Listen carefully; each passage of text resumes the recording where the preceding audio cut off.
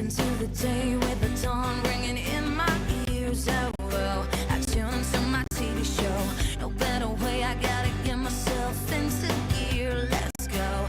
Oh, and I feel good today with my wake up in the morning espresso.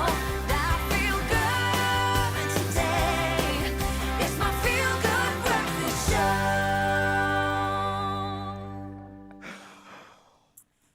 Maybe right now you're thinking you can't do it. You're thinking you can't get out of bed, go conquer this day. Well, we got you. Don't worry. Just turn a little bit, put your feet down, stand up. No, you don't even have to get out of bed. You can stay exactly where you are and let us take over. Good morning. Welcome to it. I'm stood next to some powerful energy today. I don't know, it's like intimidating me a little bit. It's from the ground up. It's my power pose, actually. Yeah. I'm actually channeling all the Earth's energy and I'm sending it on out there, Expresso fam. This one is for you because sometimes a Tuesday can kind of feel like a meh kind of day. Yeah. And today's not a meh kind of day because we're having a fantastic 3 hours along with you. This is Graham. I'm Carissa. In Joburg, we have Zanele. And not only that, it's the Big Breakfast from Radio 2000. And it's going to be a fantastic show with a simulcast happening with DJ Spoo at the head of it all.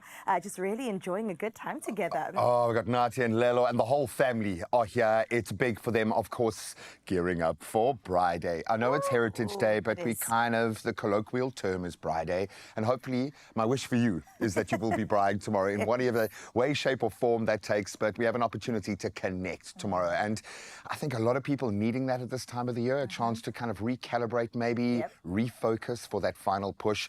And this incredible team is going to get us there. Then King Takadu is going to give us the energy we need to go into our Heritage Day celebrations tomorrow. And it's going to be a lot of energy. Oh my goodness. However you call it, Heritage Day, Braai Day, it's going to be a celebration all around. But you have to get a kick started right here. So we're going to preempt tomorrow's celebrations by having a fantastic show today. I'm going to personally prepare for those news headlines. Just keep us up to date, and then we'll get into a good show. Okay, by that she means she's going to temper the good vibes.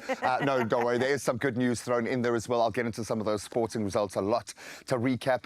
If you've got any questions, if you want to connect with DJ Sabu or any of the Expresso team this morning, you know the drill. Head on to the socials. We've got the most amazing content creation team looking after you in between every live minute on air here, but they are ready to answer your questions, connect and find out what you need today because we're in this together. So that being said, let's dive right in together, get into those official duties with our news headlines. Then I'm going to touch on some of those sporting headlines and the fun can begin. Over to you, Carl.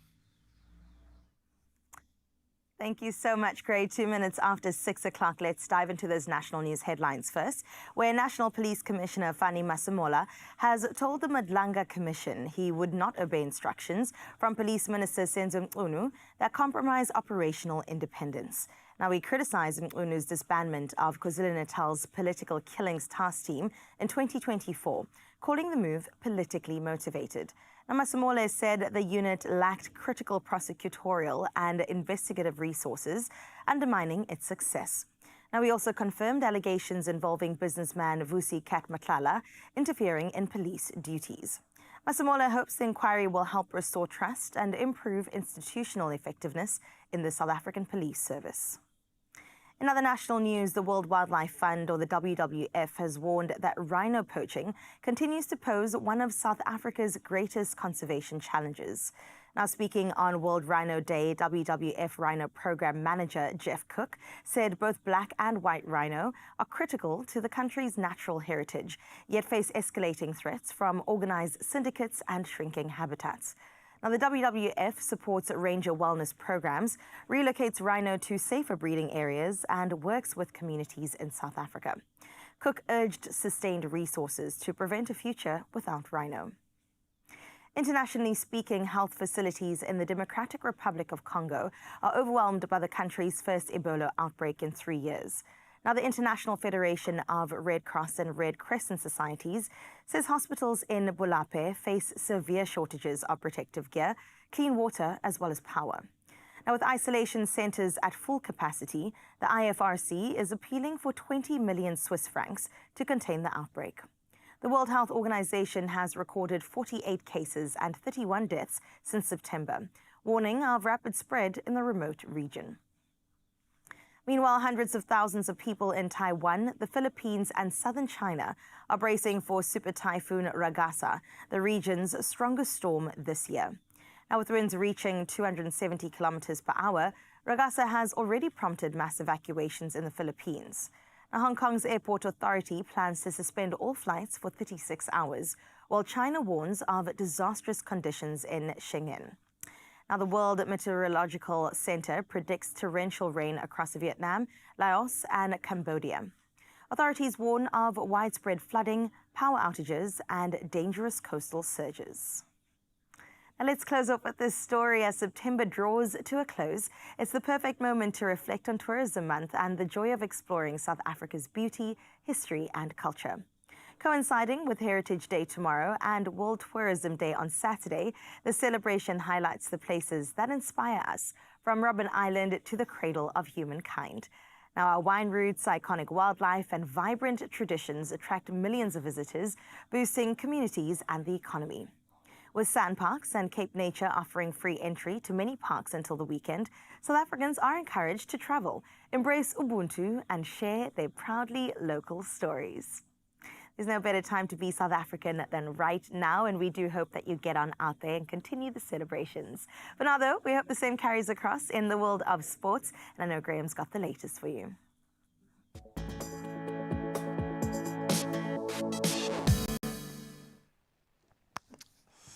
Oh, a little spice to start our morning report on. First up, let's get in with some cricket here. Not the best news, unfortunately, as Themba Bavuma is going to miss South Africa's 2-test series in Pakistan with a calf injury, handing the captaincy over to Aiden Markram. But the shock, Quinton de Kock, is back. He makes a shock return from ODI retirement, including in both white ball squads and the Namibia T20 international squad as well. Great news, I think. And Simon Harmer is recalled, while David Miller and Matthew Brezka lead the T20 side and ODI squads, respectively. Well done, gents. Now let's stay with cricket, and again, not the best news to report on. Left-arm spinner Nashra Sandhu ripped through South Africa with a career best, in fact, of 6 for just 26, as Pakistan bowled the visitors out for just 115 in their third ODI in Lahore yesterday. So despite already ceding the series 2-0, the Proteas collapsed after Laura Wolfart's early flourish, losing 10 wickets for just 77 runs. Pakistan claiming a consolation win on a dry turning track as well. I suppose for them, great preparation leading into the Women's World Cup. Now, it's a time for top honours in football, and France's Ousmane Dembele won the men's coveted Ballon d'Or in Paris on Monday after inspiring his club PSG to Champions League glory. The 28-year-old edged out Barcelona prodigy Lamine Yamal, who won the Copa Trophy. And the Women's Award, Spain and Barcelona star Aitana Bonmati remains on her throne, securing the third consecutive award, in fact, finishing ahead of teammate Mariona Caldente as well in a very strong women's showing this year. Now let's get on to rugby, and the Stormers have added Currie Cup winners Gershwin Weir, Dylan Mart and Caleb Abrahams on loan from Griquas. That as they prepare for their URC opener up against defending champions Leinster this Friday. What a way to kickstart the weekend's action, with several Springboks unavailable and skipper Salman Murat still injured.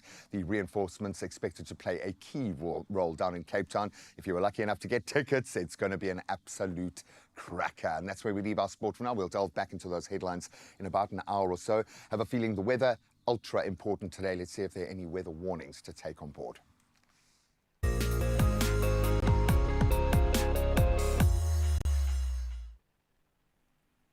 Thank you so much, Graham. Let's get into the weather this morning, where the South African Weather Service has issued no general weather warnings today, but extreme fire danger is expected across parts of the Highveld in Mpumalanga, Limpopo, and Northwest Province.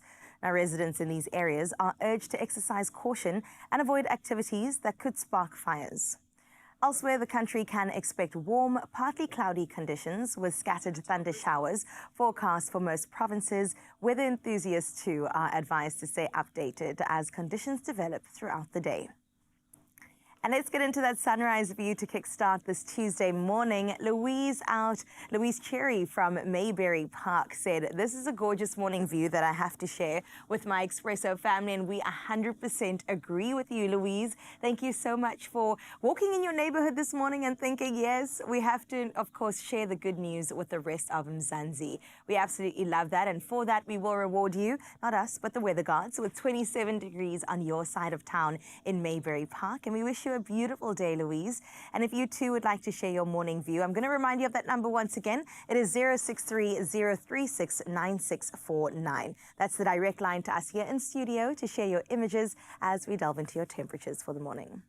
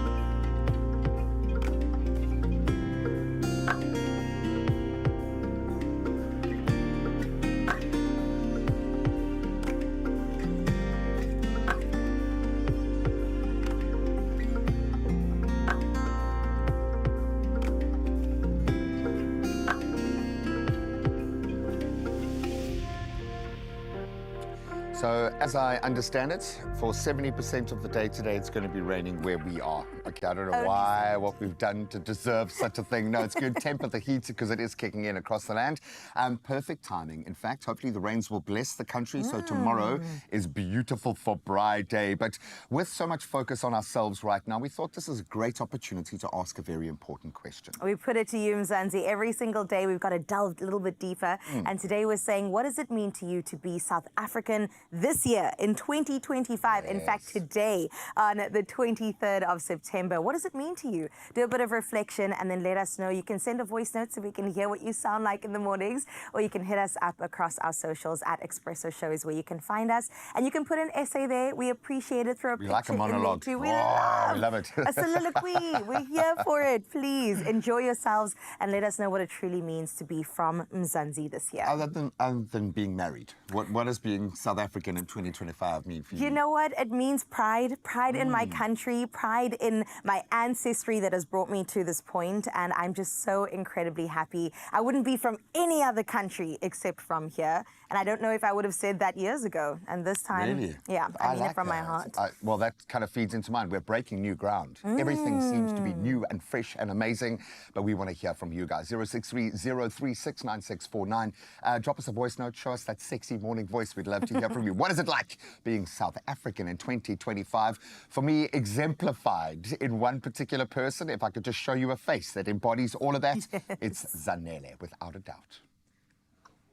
Oh, my beautiful family, good morning. Officially, we are truly, I think, getting ready to celebrate the big day that is all about our identity as South Africans indeed. Even everything you guys just said made me feel like, yes, no DNA, just RSA. And Mzansi siyanamkela to the biggest and best breakfast show in the country. Well, I mean, on television, right? Because on radio, you got to know that the fastest growing radio station decided that they were going to stop by right here on Expresso to help us celebrate this beautiful Heritage Month. So everyone, say hello to the big breakfast show on Radio 2000. They're going to be with us all the way until 9 a.m. and we are so excited about it. However, we're also so excited to get into it with you as well. We're going to be chatting to them about what it means to truly be South African and how, in fact, we get to talk about our heritage in a modern world and a society that is constantly just moving so fast. We're going to jump on into that, and then later on, we're going to get into a delicious recipe. It is biltong pap croquettes. I know it sounds delicious, which is why you got to stick around for it. Do not go anywhere. It's all happening right here on your Feel Good Breakfast Show. Stick around. Only you can make my day.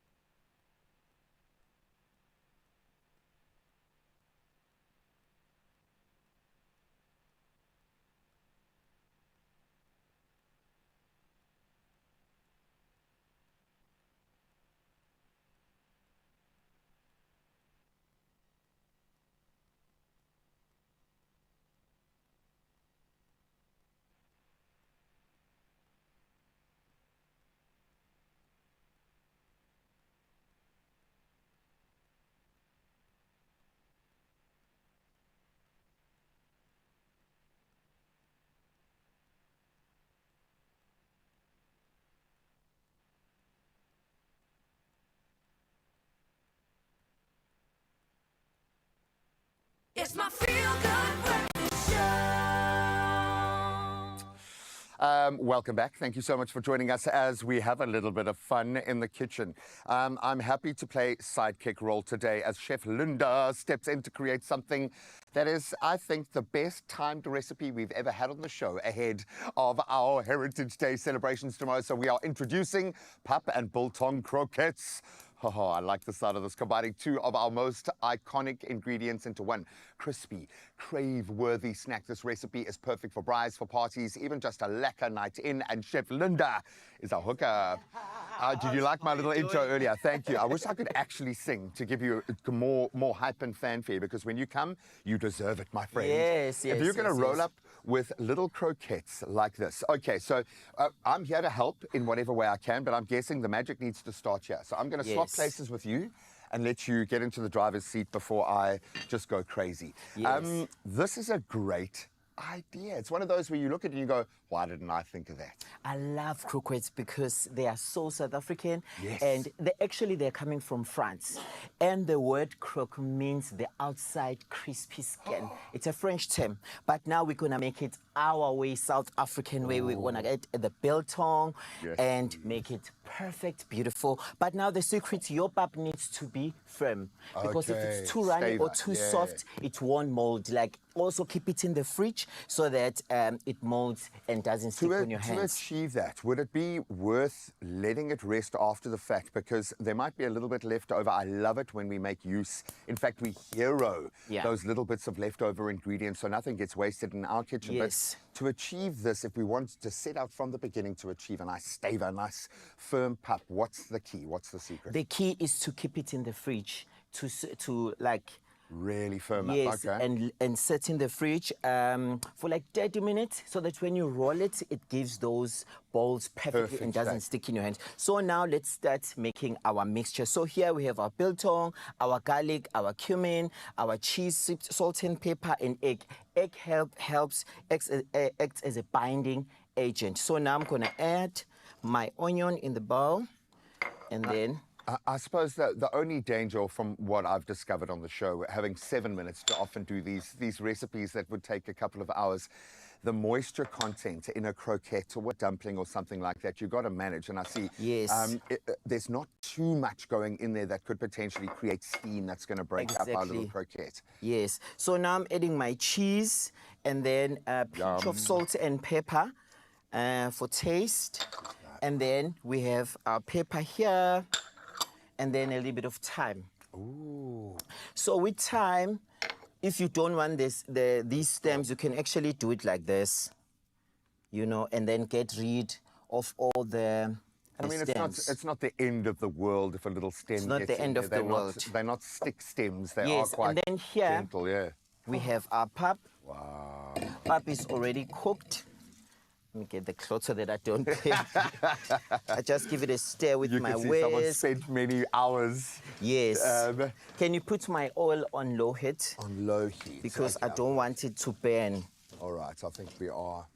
This is nicely Exactly. mixed. And then we're going to get our pap here into And then we this. start mixing it all Yes, together. yes. Okay, so I'll start mixing on that side. I see we've got some beautifully prepared croquettes for you here. I was up all night, then got up at about 3 this morning. You see, I made the mistake of not putting my pap in the fridge, so No, it took the me a little problem. bit long. Not a problem. Okay, and we've please. got, I think, everything you'll need. So I'll be on mixing duty, and then you can take Yes. over. So when you mix here, it's like you are folding from the bottom to the top. You know that baking scale. 100%. Yes. And We then will do right our now, best. on this side, we have our egg, we have our flour, and then we have our breadcrumbs. So I'm going to whisk my egg. The trick now here is you have to, when your balls are rolled perfectly like this, you have to start dusting them with flour. Why? The flour helps to protect the oil, the croquettes from becoming soggy. Okay. So now you Becomes start a with little shell. Yes. Yeah. My hands are clean. They are Sorry, I know sanitized. we demanded in Yes. this kitchen. So you start with the flour, and then you get with The egg white. yes the egg. You roll it nicely, nicely all around, and then after that you get it straight to the breadcrumbs. I suppose if we're going to say crunchy, Yes. it must be crunchy and crispy because on the the outside. breadcrumbs will help to get that crunchy golden color. Make sure the breadcrumbs are coated. The bowl is all coated with breadcrumbs. And then now our oil is hot. The magic. Yes. Oh, you've got a little... You do not have to, like your oil has to be like, put your heat on medium, because if it's smoking hot, it will just like burn. You don't want a burnt croquette. 100%. Yes. I love the fact that we've kind of opened up a doorway here. I'm thinking if you had to set a loaf like this and just let it cool, can you imagine slicing it off like that? With Sort the of like biltong a and the terrine. cheese? 100%.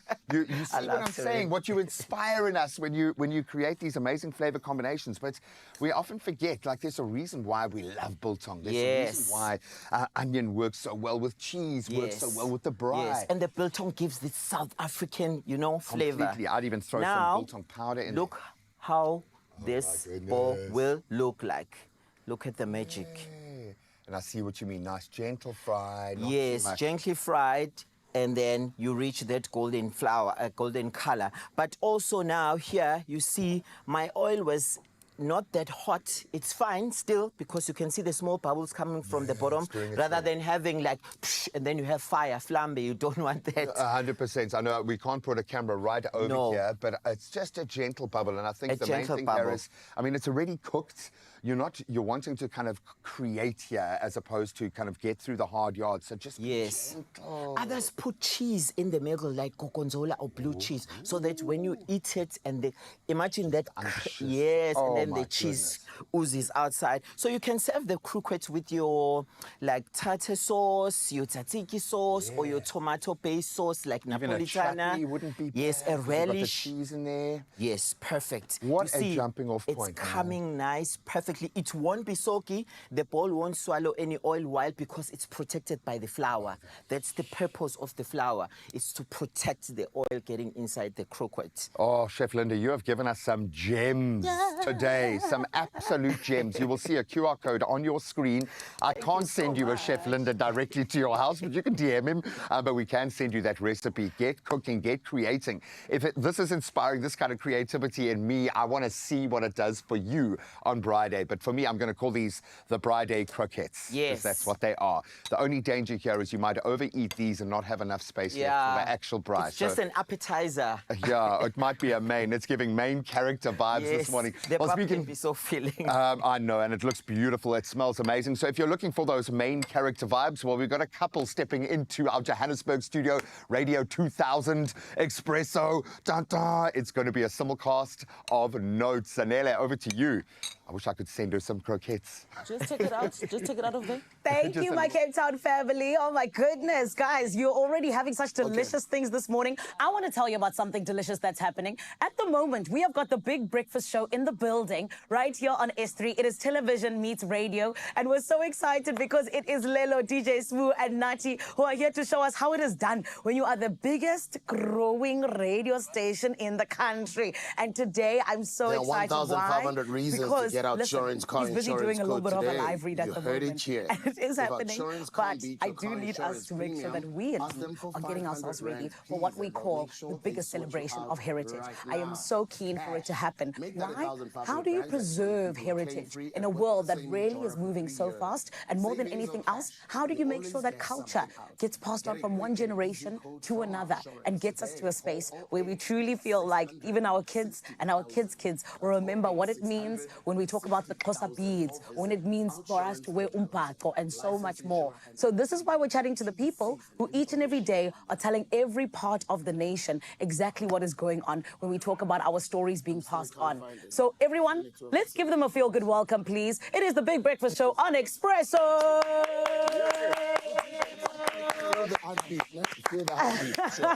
Family, have you guys handled the radio stuff now? Yes. Are you good to go? Okay, here we go. This is what we say when we say radio meets television.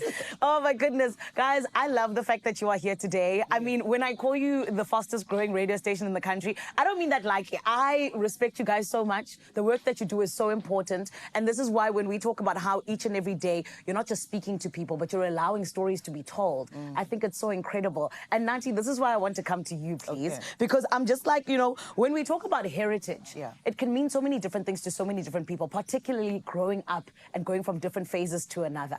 What does it really mean for you when we talk about the definition of heritage, with you being someone that really shares about heritage on such a big platform, but becoming an adult and really being a mother figure on radio? Heritage for me, I think in the beginning when I was growing up was a very tangible thing. It was beadwork, it was, cultural wear like what I'm wearing now. As you grow older, I think it means a little bit more because you learn that it's not just about your heritage, it's about, the diversity of South Africa, learning about other people's heritage, really getting to know people better and building a better South Africa. I think that's, for me, the difference with what I believed heritage was in the beginning to what it is now. Just growing together as a nation, learning about each other, respecting each other, understanding each other, and building a better South Africa going forward. That is so beautiful. Tata Matima would be so proud of that answer, because that's what he fought for, okay? But DJ Spoo, I want to ask you, because I'm just like, with us getting into our heritage in this month, right? But in such a fast-paced world, you could almost sometimes forget about including our culture and our heritage in our everyday lives. How do you guys make sure that you actually do communicate that to the rest of the country in all of the stories that you tell and the way in which you communicate with the whole entire country? Once again, it's great to be back, and shout out to everyone who's watching, Kodamante and the Expresso team all over the country. I appreciate you. We love you. We love you guys. Being on a national platform and considering that we're speaking to a diverse country, to everyone all over the country and millions of people, we do consider other people who do not follow a certain linear type of a belief system, right? We understand the history of where we come from and what colonialism has done to us as well. And as times go on, more and more people are starting to become awakened, and they're starting to find out more spiritual growth and being in touch with who they are, understanding better about their own Africanness, right? And this Heritage Day, it gives us that opportunity as well to engage. It's a teachable moment with the elders to learn a bit of history. We're interviewing yesterday, Mkhulu Nsingiza was talking about Inzalo Yelanga, the birthplace of the sun and the most holiest place on the continent, according to the late great Koko Credo Mutwa, who's passed. So as much as we acknowledge Western Christian beliefs, we also acknowledge people who follow African spirituality and African belief systems as well, because we are an inclusive platform as a broadcaster. We understand that, we're not just broadcasting to a typical type of a grouping. So that's how we do it. We're very versatile, we're very open, we're also very respectful of what all of our listeners represent. 100%. And I think that's the beautiful thing about South Africa, is how we respect each other's cultures, right? Because we're a melting pot of different cultures and traditions. 100%. You know what I mean? We've got to learn to live together. We've got to learn to understand and respect one another. 100%. And Lilo, I have to ask you, because like I said, heritage means different things to us at different phases in our lives. Yes, it does. With you, how have you leaned more into your heritage over the last couple of years, as opposed to 5-10 years ago? The thing is, I've always identified not as Umxhosa, because but also I lean to the fact that I'm an African. I mean, my mother, ke Motswana, Mam Selina Mzata, Wagakai, ke Motswana. And the thing is about it is that I lean to the fact that I'm an African first. I'm an African first, and I embrace a lot of African cultures in the way that I do things, in the way that I see the world, in the music that I consume and listen to. And that's the thing about me, is that I practice being African first. That's so beautiful. I love that. And we are African first at the end of the day. Guys, I'm so excited for us to hang out together. And I love the fact that you are stationed here until 9 a.m. You're not going anywhere. And Expresso family, you got to make sure that you do not go anywhere as well, because we're going to be continuing this conversation with the Big Breakfast Show, all in the name of celebrating Heritage Month, and more than anything else, making sure that you remember who you are as a South African. Right about now, though, it is time for us to jump on into a little bit of an ad break. We'll see you on the other side of this. Only you can make my day.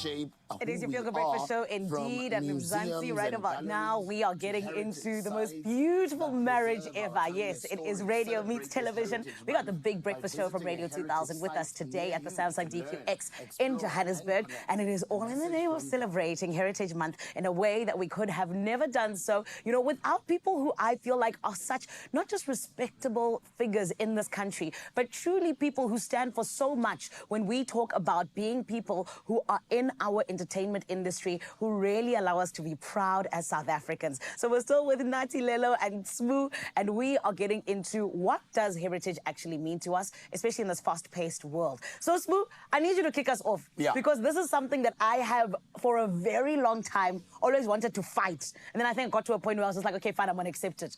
Some people call it Braai Day. It is what it is.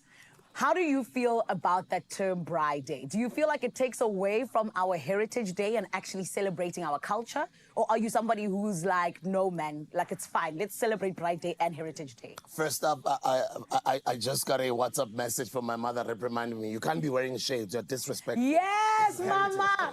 Mama, we thank you. Enkosi. I'm trying to be cool on TV. My mom is like, hey, take off those shades. I love her. Hello, Mama. Oh, hi, Mommy. Siyakuthanda. I think, you know, ever heard of a word cultural expropriation? Right? So I kind of feel there's people who take advantage of certain holidays. And, for their own personal benefit. And corporate, let me not say corporate, let me say capital. Capital will always see an opportunity to make money out of any situation. I kind of feel it's one of those cases, right? Where people are taking advantage of a meaningful country's holiday to turn it into a capitalistic opportunity to make money. Although, you know, it is our culture as South Africans to braai, it's part of, but it's a sub. The bigger picture says, let's respect what this day represents, right? Let's be inclusive and represent what everybody stands for, right? People like myself, I have been on my own journey for the past couple of years. It's been quite an interesting journey, a roller coaster ride, but I've learned quite a lot and I'm becoming a better man every day, finding out my African roots, you know what I mean? I love that. And you're so right about capitalism doing that. But let's make some time for sports. And when we come back to Johannesburg, we're going to be getting into this conversation some more. Mzansi, do not go anywhere. I'm talking about that fact that we need to go back to Cape Town. We'll see you in a little bit. The 28-year-old French forward scored. What an exciting time to be alive in South Africa. Very cool. Very Simulcasts are always very, like, both chaotic but beautiful at the same time. But DJ Smoo, we love you. Zanele, come on, girl. We love you and you look stunning today. But we touched on entertainment. I think we should dive a little bit deeper. Yeah, the stars have been busy.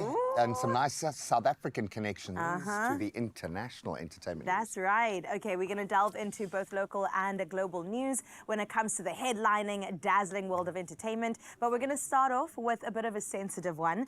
Now, this one caught me by complete surprise as I logged onto Instagram, I think it was a night or two ago, because these two boys actually were in our studios for a great event that we had. South Africans' beloved content collective, The Boys South Africa. Now, these guys rose to fame. They were so vibrant with their street interviews, cultural deep dives, and infectious humor. I'm sure you follow them on either TikTok or Instagram. They've definitely captured the heart of the nation, just letting us know about local neighborhoods and food, and also social quirks that we know as South Africans very, very well. And they've built such a beautiful following online. Now, we were drawn to them, I would say, because they are super relatable and just super dynamic and charismatic.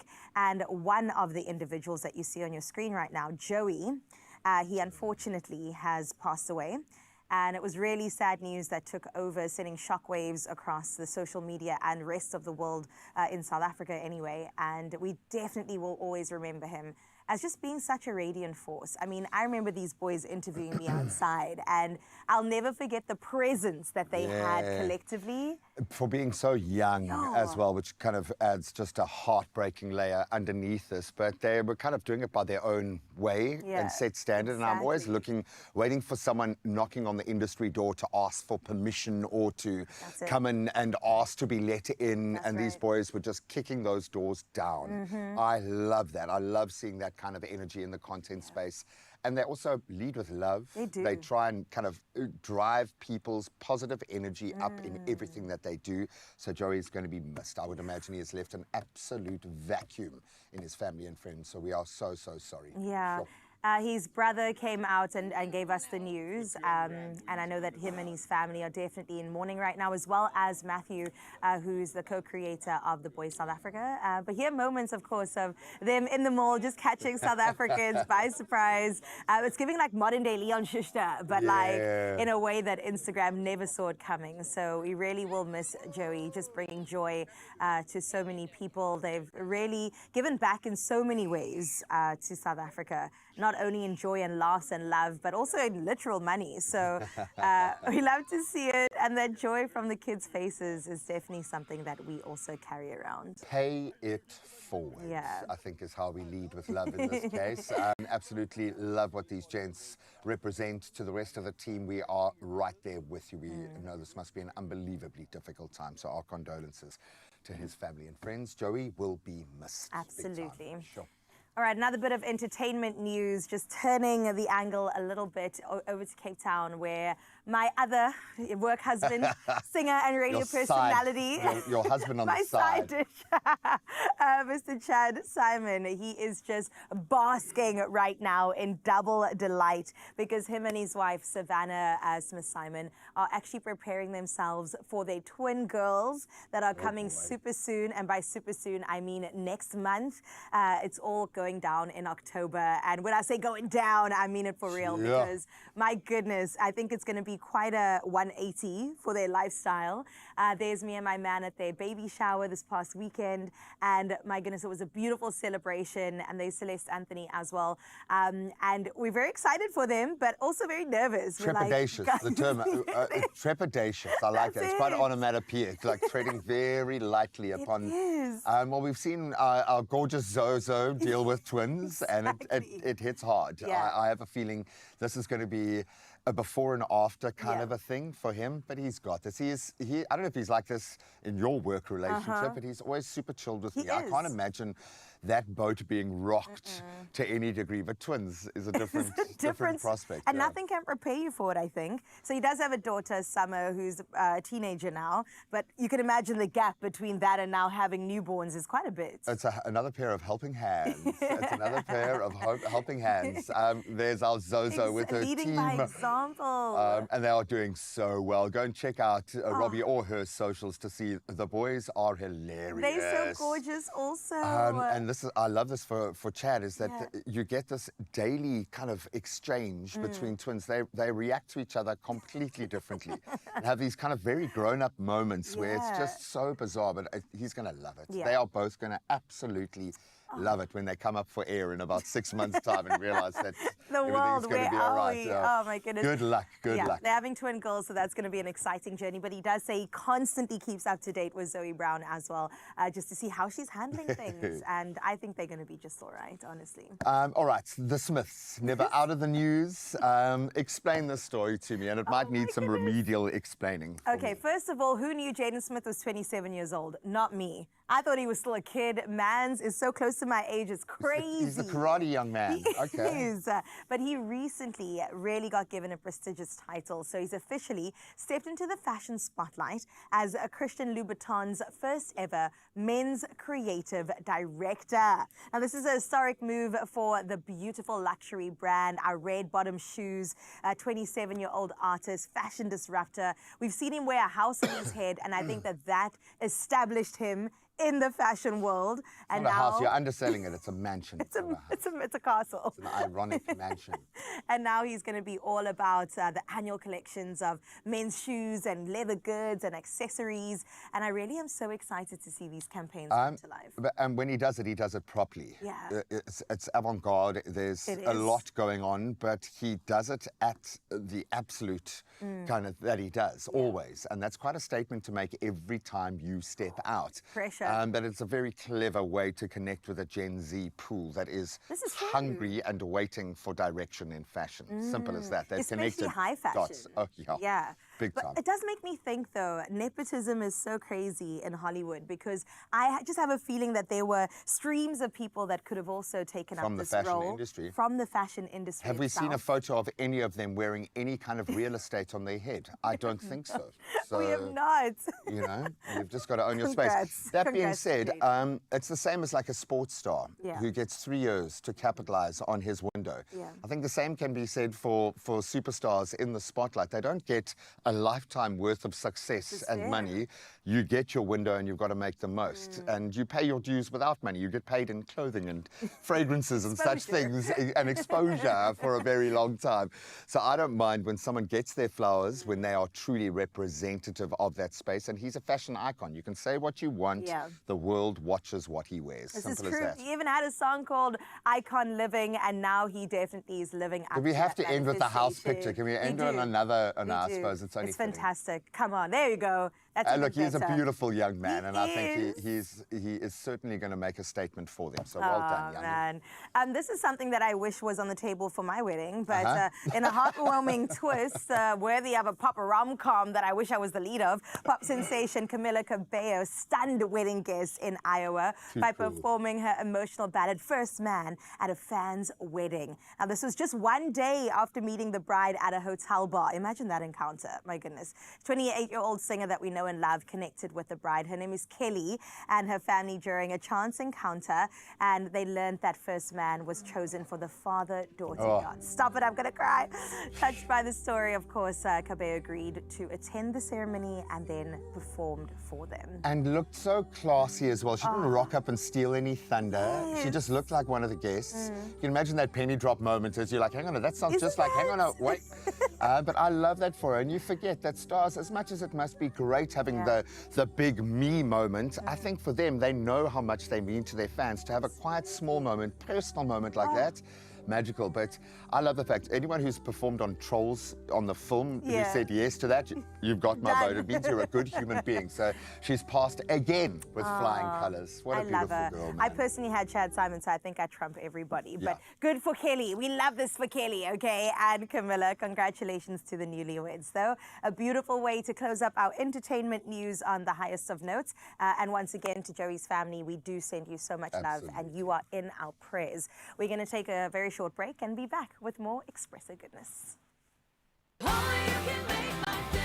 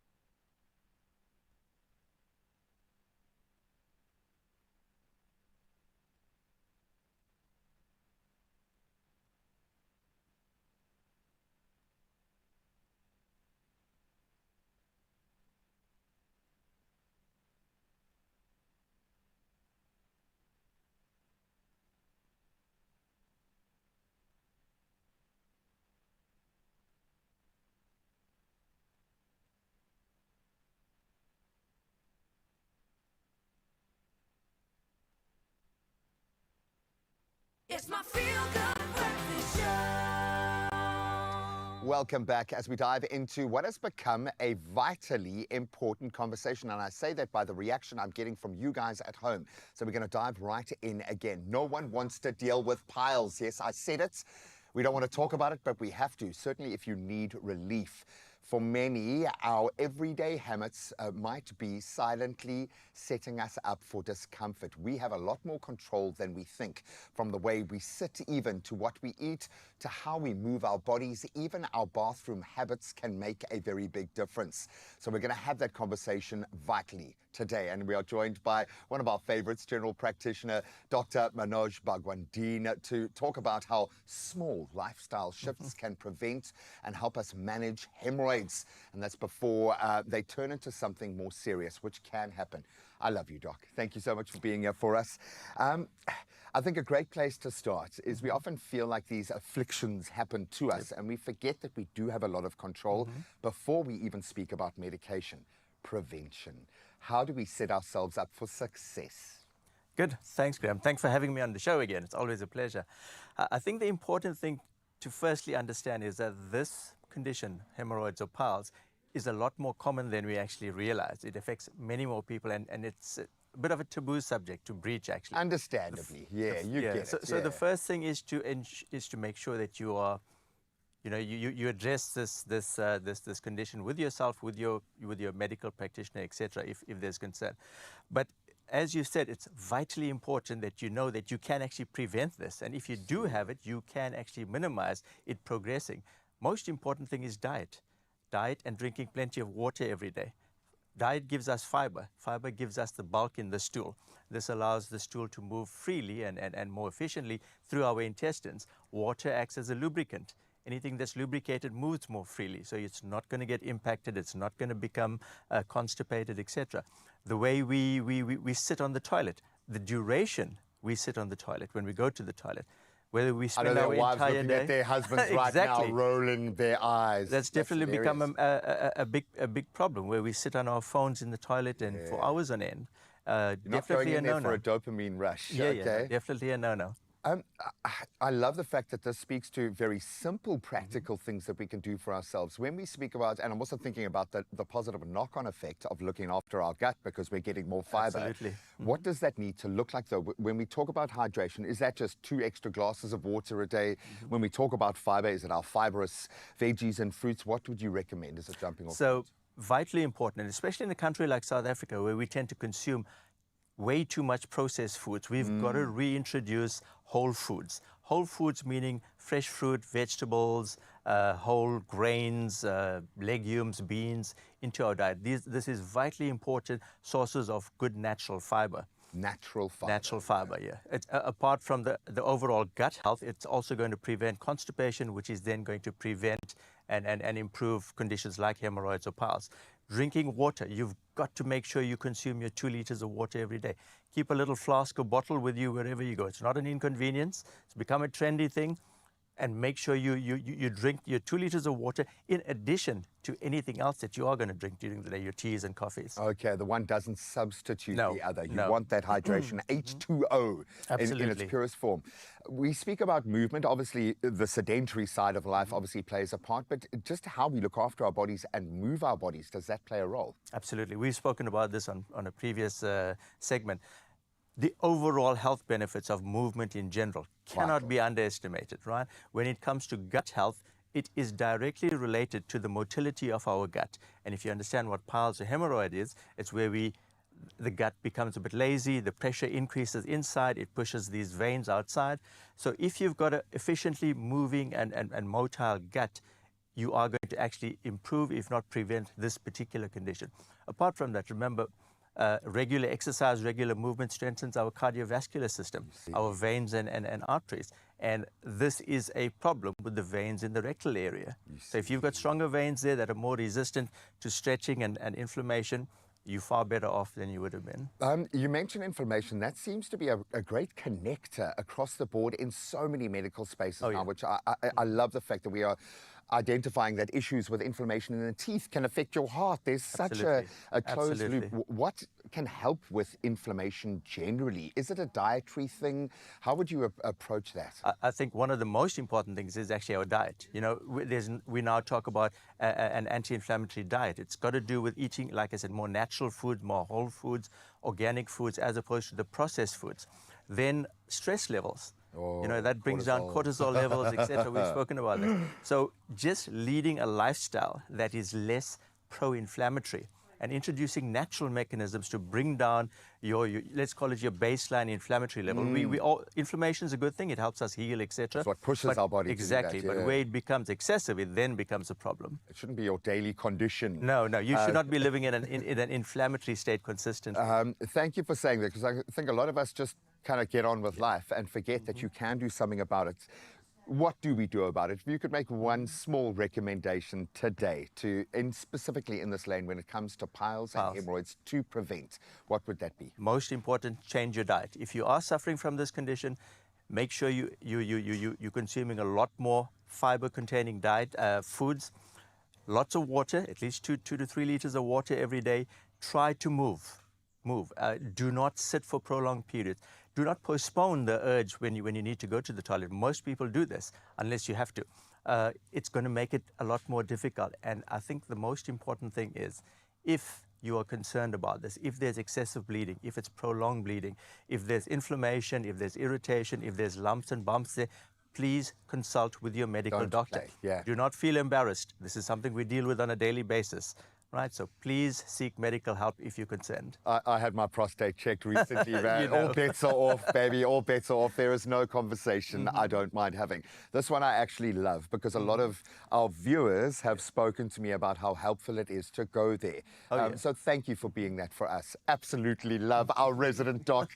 But we have to let him go here and do his actual job today. But please be super nice if you see him. He is, I think, on the money, whether it's your diet, whether it's that daily routine, maybe your bathroom habits. Managing piles starts with everyday awareness, the little changes we can make today. And when you need extra support, please ask your pharmacist or your doctor about ActiProct for gentle, effective relief when you really do need it. Plus, you guys also stand the chance of winning 2,000 Rand in cash as a nice added bonus, just to change the narrative a little bit. Simply reply to the competition post on that's the Expresso socials, and tell us this: what would you say to a friend who's struggling with hemorrhoid symptoms but feels too embarrassed to seek help, just like my friend in studio here? Don't forget to hashtag ActiProct Relief. The competition closes on Sunday, the 28th of September. You can find T's and C's at expressoshow.com. I say it every day, this is a safe place, Carissa. ActiProct, the fast-acting gel for pile symptom relief. Reduces inflammation, relieves pain, soothes itch. Ask for ActiProct gel. New from Adcock Ingram, on-the-go convenience. Surely not me. Surely I'm not the friend. But if I were, it definitely is nothing to be ashamed about, okay? Hit us up across the socials and definitely let us know. Get involved in every single capacity. And while you're out there, do let us know about our Good Morning post that we've got going this morning. And it is all about what makes you feel like right now in 2025, it is a good time to be South African. Why are you proud to be from this incredible country, or even rep your province or city? We would love to hear. Let us know all about it. Send a voice note or let us know at Expresso Show. Drop a picture, drop a comment, and then let's get this conversation going. Speaking about conversation, all of that will continue on the other side of this break. Only you can make my day.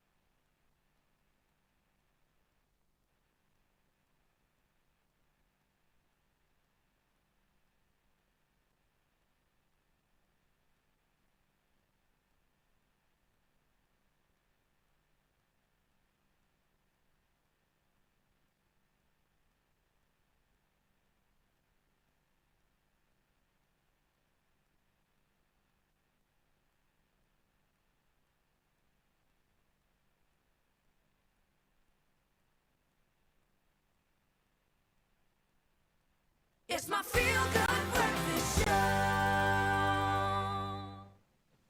Welcome back, Mzansi. You're right here on S3, right here where we, in fact, do let you feel good as you go off into the day. And we're so excited to be celebrating Heritage Day tomorrow. However, my friend, there are big things to also celebrate. I am talking about the kind of adventure that you never knew you needed. And I'm talking about the Defender Trophy. Now, adventure is something that truly isn't just about the road you travel. It is about the legacy that you leave behind. And today, right here at the Samsung DQX in Johannesburg, we are getting to understand what exactly is the Defender Trophy and how could you possibly be a winner. Now, I know as well that when we talk about powerful purpose behind this drive for adventure, I am so keen for us to actually understand what it is that these two incredible trailblazers are bringing today. Everyone, please welcome to your Feel Good Breakfast Show two incredible adventurers that are here to tell us all about the Defender Trophy and more. It is none other than Mark Collins, adventurer and co-founder of the Otter Africa Trail Run, as well as Belen Collins, adventurer, avid racer and trailblazer. And they're going to take us through this bold new challenge that the Defender Trophy brings. Everyone, let's give them a feel-good welcome, please.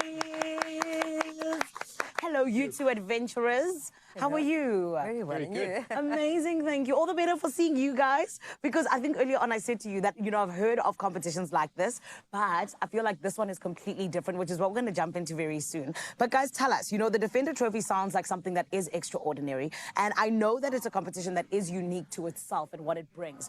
How would you say it's different to all the other kinds of competitions?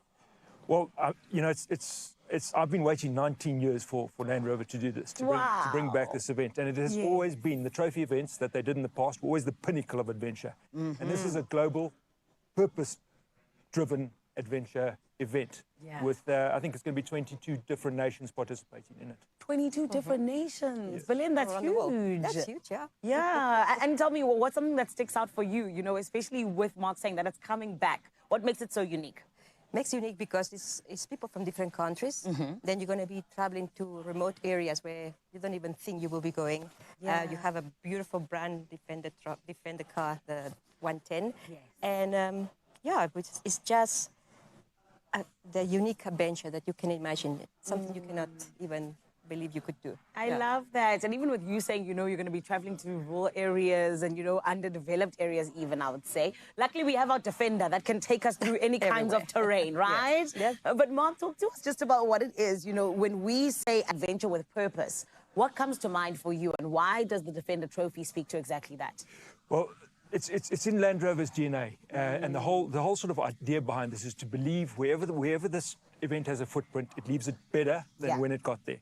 So Adventure with Purpose will be lining very much with, in their first events initially, with the organisation TUSC, the non-governmental organisation that funds conservation projects around the world. And so the whole expedition or event will align with that and deliver that, one of their purposes. So, for example, might be building bridges for them, building towers, doing something that they need for their conservation work. That's incredible. And with that, the competition and the whole team working together. So that's the actual main event. Yes. And our role is to select the South African team for that. I love that. You guys have got a big job. And we got a huge job. Oh, my goodness. I wish you all of the best because I'm just like, we got a lot of South Africans who are really good at a lot of things. Definitely. This is why we say no DNA, just Absolutely. RSA. Yes. But guys, then talk to us, who is eligible to actually enter and what qualities are you then going to be looking for? Well, the underlying quality is you must have a relentless thirst for adventure. I mean, that is the underlying thing. Technically, you must be over 23 years old. You must be a South African citizen, obviously, to be and have a South African passport to represent our country, and then you must have a valid driver's license. You must be able to swim 50 meters. 50 meters. I can swim 50 meters. Well, you must qualify. Yes, I'm eligible. I love this. Eligible. Yes. And then very important is you must go online now and enter. You've got 10 days before entries close. Yes. And then we'll start that selection phase. So beautiful. Based on that, it'll go through a whole sort of phase of selections. And if you make it through the first phase, that's going to be an adventure on its own. Beautiful. The South African selections are going to be a great adventure just on their own right. Then I have to quickly ask you guys, because we are running out of time, what's at stake for the winners? What do they take home? Well, you get to participate in this amazing event. It's a life-changing event. Yes. I mean, it changed our lives completely. One minute you're looking down boiling volcanoes with, and next minute you're going through these incredible jungles, high mountains. It's just completely life-changing in every way. Incredible. And you get to participate in that. Thank you so much, guys. Not just for you coming on the show, also being part of the selection team that is going to say who exactly gets to go on this. But I wish you all of the best, like I said, because our South Africans like to overachieve. But also, well done for just being part of the Defender Trophy team. Thank you so much. Thank you very much. For having us. Mzansi, you heard it from Mark and Belen. You need to go and enter. So let me tell you a couple of details as to how you can do it, because this is a global competition that brings together adventure with purpose, but along with conservation, which we need so much in our country and beyond. And of course, you know the beauty that comes with the Defender Trophy, which is us understanding more about how Land Rover truly allows adventure to be our daily bread. Landrover.co.za is where you can submit your application before the 30th of September 2025. And do you have the unstoppable spirit to embrace the impossible? Well, my friend, find out and go and check out the Defender Trophy video on our Expresso show pages. It's so good to be with you. And right about now, let's get up to date with what's happening around the world. Here's the beautiful Carissa with the news headlines. Well, thank you, gorgeous Sanele. Just a minute after 7 o'clock, let's get into your national news headlines, where the South African Social Security Agency, or SASSA, has reminded beneficiaries that its services are free, warning against individuals or even entities charging fees for applications. Now, the agency has begun rolling out a new biometric verification system following Treasury's insistence on stronger checks to curb fraud and corruption. Beneficiaries must undergo in-person reviews and biometric checks to ensure integrity in grant distribution. Now, SASSA urges the public to report suspicious activity, emphasizing that fraud threatens both livelihoods and the sustainability of the grants system.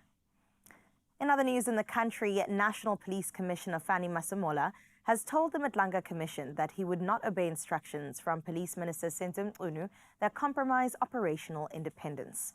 Now, he criticized Mchunu's disbandment of KwaZulu-Natal's political killings task team in 2024, calling the move politically motivated.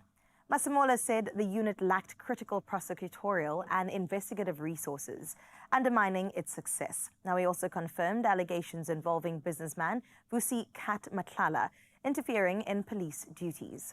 Now, Masemola hopes the inquiry will help restore trust and also improve institutional effectiveness in the South African Police Service. Now let's take a look further afield at your international newsmaking headlines, where UN Secretary-General Antonio Guterres has condemned the expansion of Israeli settlements in the West Bank, warning of annexation and rising settler violence. Now, speaking at a UN meeting yesterday, he said Palestinian statehood is a right, not a reward, urging renewed commitment to a two-state solution. Our French President Emmanuel Macron announced his country will recognize Palestine, joining the UK, Canada, Australia, Portugal, and many more. Israel rejected recognition moves. Now, meanwhile, Gaza's health ministry reports 61 deaths from Israeli attacks, bringing the toll to 65,344 since October 2023. Meanwhile, health facilities in the Democratic Republic of Congo are overwhelmed by the country's first Ebola outbreak in 3 years. Now, the International Federation of Red Cross and Red Crescent Societies says hospitals in Bolape face severe shortages of protective gear, clean water, and power. Now, with isolation centers at full capacity, the IFRC is appealing for 20 million Swiss francs to contain the outbreak. The World Health Organization has recorded 48 cases and 31 deaths since September, warning of a rapid spread in the remote region. Closing up with this story, heading over to the USA, where Jimmy Kimmel's late-night talk show will resume after a brief suspension over comments about conservative activist Charlie Kirk, Disney announced. Now, the network said conversations with Kimmel led to the show's return. The suspension sparked widespread outrage, protests outside Disney offices, as well as the Hollywood Theatre, and a heated debate on free speech, while former President Donald Trump celebrated the show's temporary halt. Now, hundreds of celebrities, including Jennifer Aniston, Meryl Streep, Robert De Niro, Selena Gomez, and Olivia Rodrigo, signed an open letter supporting Kimmel, pressuring Disney to reinstate the show. It's great to know that free speech is still alive and well in the USA. That is where we leave your 7 o'clock news. Let's head into some sporting highlights now with Graham.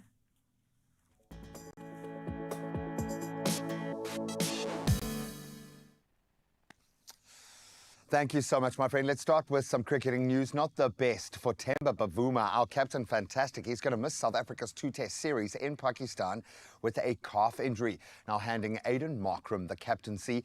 Quinton de Kock also making a shock return from ODI retirement, and that's including both the white ball squads and the Namibia T20 international as well. Simon Harmer, he's recalled, while David Miller and Matthew Brietzke, they lead the T20 international and ODI squads respectively. Well done, gents. Now let's get into the women's side of that cricketing narrative. And left-arm spinner Nashra Sandhu absolutely ripped through South Africa with a career best, in fact, 6 for 26 as Pakistan bowled out the visitors for 115 in their third ODI at Lahore. So despite already sealing the series 2-0, the Proteas pretty much collapsed after Laura Wolfart's early flourish, losing 10 wickets for just 77 runs. Pakistan claiming that consolation win on a dry turning track and at least getting some momentum for them ahead of the Women's Cricket World Cup. Now, top honours in football last night as France's Ousmane Dembele won the coveted men's Ballon d'Or trophy in Paris last night after inspiring PSG to Champions League glory last season. The 28-year-old edged out Barcelona prodigy Lamine Yamal, who won the Copa trophy. Then in the women's award, Spain and Barcelona star Aitana Bonmati. She remains on her crown, securing the trophy for the third consecutive year. Incredible, finishing ahead of teammate Mariona Caldente.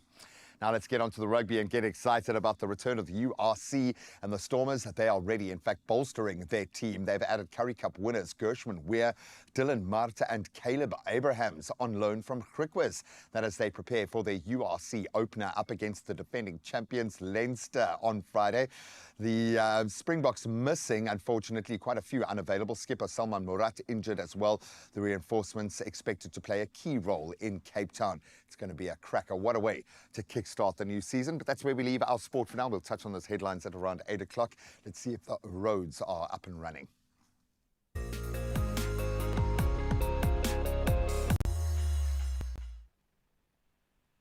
Well, thank you so much, Gray. The roads are awake, and here's what's happening in Gauteng and Tembisa. There's been an accident on the N1 northbound at Olifantsfontein Road. Now, currently, the left lane is closed, causing significant delays in that area, and motorists headed that way are advised to proceed with caution and consider an alternate route if possible. Now, heading over to Johannesburg, roadworks are currently underway on the N3 southbound at Modderfontein Road. Now, 3 left lanes are closed, as you can imagine, causing very heavy congestion. Now, the back of the queue extends all the way to Marlborough Road, so expect significant delays and consider alternative routes where possible too. Now, wherever you're headed as peak hour does rise, do stay safe and arrive alive. So we leave your roads. Let's check in with your weather.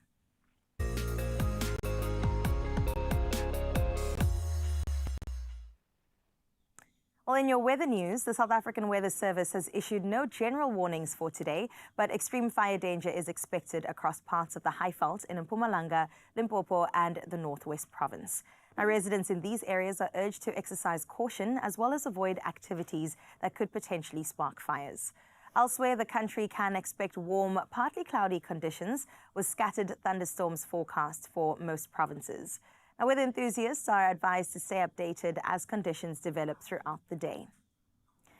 Now for your sunrise view of 7 o'clock. Balito, through the eyes of Arusha Singh, is so incredibly beautiful today. We say thunderstorms where? Balito is looking so beautiful. A gorgeous summer's day for all of you right there. And definitely that promise that, yes, good weather is still on the way. Thank you, Arusha, for that beautiful reminder and also for representing Balito so incredibly beautiful. If you're from the area, 22 degrees is what you can expect on your side out in Dibs. But that's where we leave your morning view. And a reminder, 0630369649 is how you share yours with us. We still have the rest of the week to get into as we get into your temperatures for this Tuesday.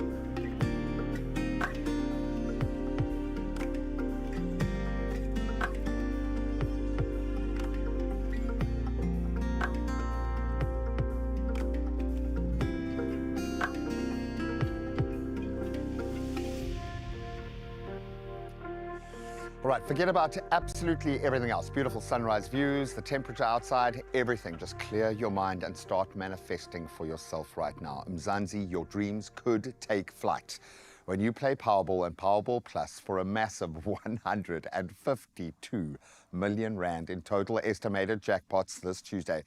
Beyond a shadow of a doubt, the highest we've done in our partnership here. Come on, please do not get left behind. This is going to get a massive response. Play your Powerball for an estimated 83 million rand, then Powerball Plus for an estimated 69 million rand today. My little brain can't even do the maths. Buy your tickets, get them in store when they're open. Go online right now, nationallottery.co.za. You can use their mobile app, you can use your own cell phone banking setup, or you can just dial *120 *7529 hash and have the deets sent directly to your phone. Just follow the prompts, simple as that. And we posted all of those details up on our socials so you can check them out at your leisure and then play your Powerball and Powerball Plus for 152 million rand today. Oh my goodness. Oh my goodness. My friend, that is the biggest. I know my memory is not that great. The biggest we've had for sure. Absolutely. So please don't miss out on this one. Every day you think maybe tomorrow. No, today is the day to get involved. And then guess what? You can get as much shakshuka that you've ever imagined in your world. Could bathe in it. Literally in your bath, and then you could buy another bath because you don't want to use that bath anymore. We're talking boerewors shakshuka because it's Heritage Month, and that combination with the eggs and the tomato sauce and the and if you've got bread, your croquettes left, you can dip your croquettes into the come on. You start with the egg yolk and just. Oh, I can't deal. This is what happens when you put two foodies on national TV together. Our mouths start watering, and we also get to talk about incredible things like food and Radio 2000 meeting up with your feel-good breakfast show. So more of that happens on the other side of this break, and then some dipping too. Lots of croquettes.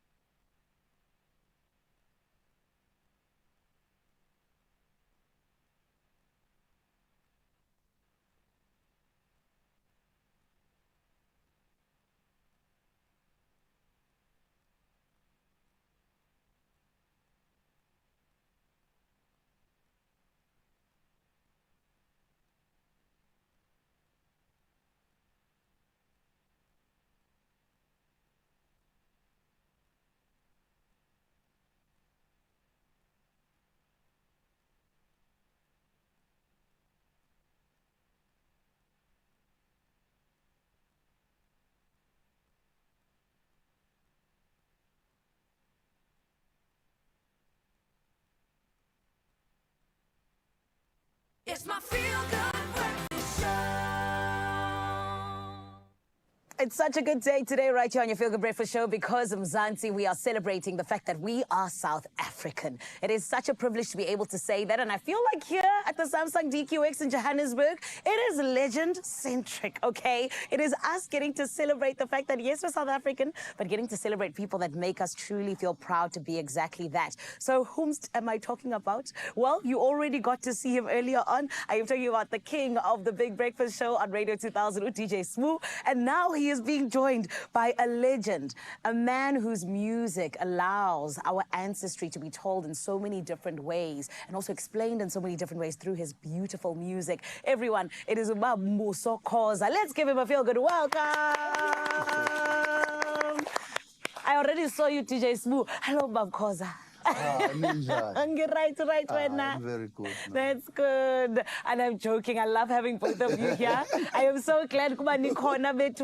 And thank you for coming through and celebrating this important day with us because you already spoke about it earlier on and you were saying, you know, how important it is to remember just who exactly we are. But this is why then I need to ask you because as somebody who has seen South Africa grow over the last 30 years plus, do you think that as the youth, we are forgetting who we are? I think we always do, as much as the emergence of the tools like social media and the digital world, but it has also afforded us an opportunity to learn. And I think it all started around, or it got amplified around COVID-19 lockdowns. Yes. As much as there were a lot of challenges, upheavals, and, you know, we got to sadly lose a lot of our family members, but it also gave us an opportunity to not only bond with our families, but to also go online and just seek knowledge. And I found myself, and I saw a whole lot of other people also just delving into knowledge, delving into their history, their heritage, who they are. Yeah. I'm one of those people that had just started my journey a couple of years just before that, right? My own journey of going all the way down to Ayubonela now. Yes, but I'm just grateful of everything that I've learned and what I'm continuing to learn, especially meeting people like Abo Umkhulu. Umbuso nina ngambiza nethi nobaba wenu kodwa siyafunda every day. Amen. And ngiyabonga ukuthi I've lived my life up until the age that I'm in, and the age that I'm in I still feel I'm wet behind the ears because everything that I get to learn, the deeper I dig, the more I find that the entire world is actually black. Yay, because what do you say to that?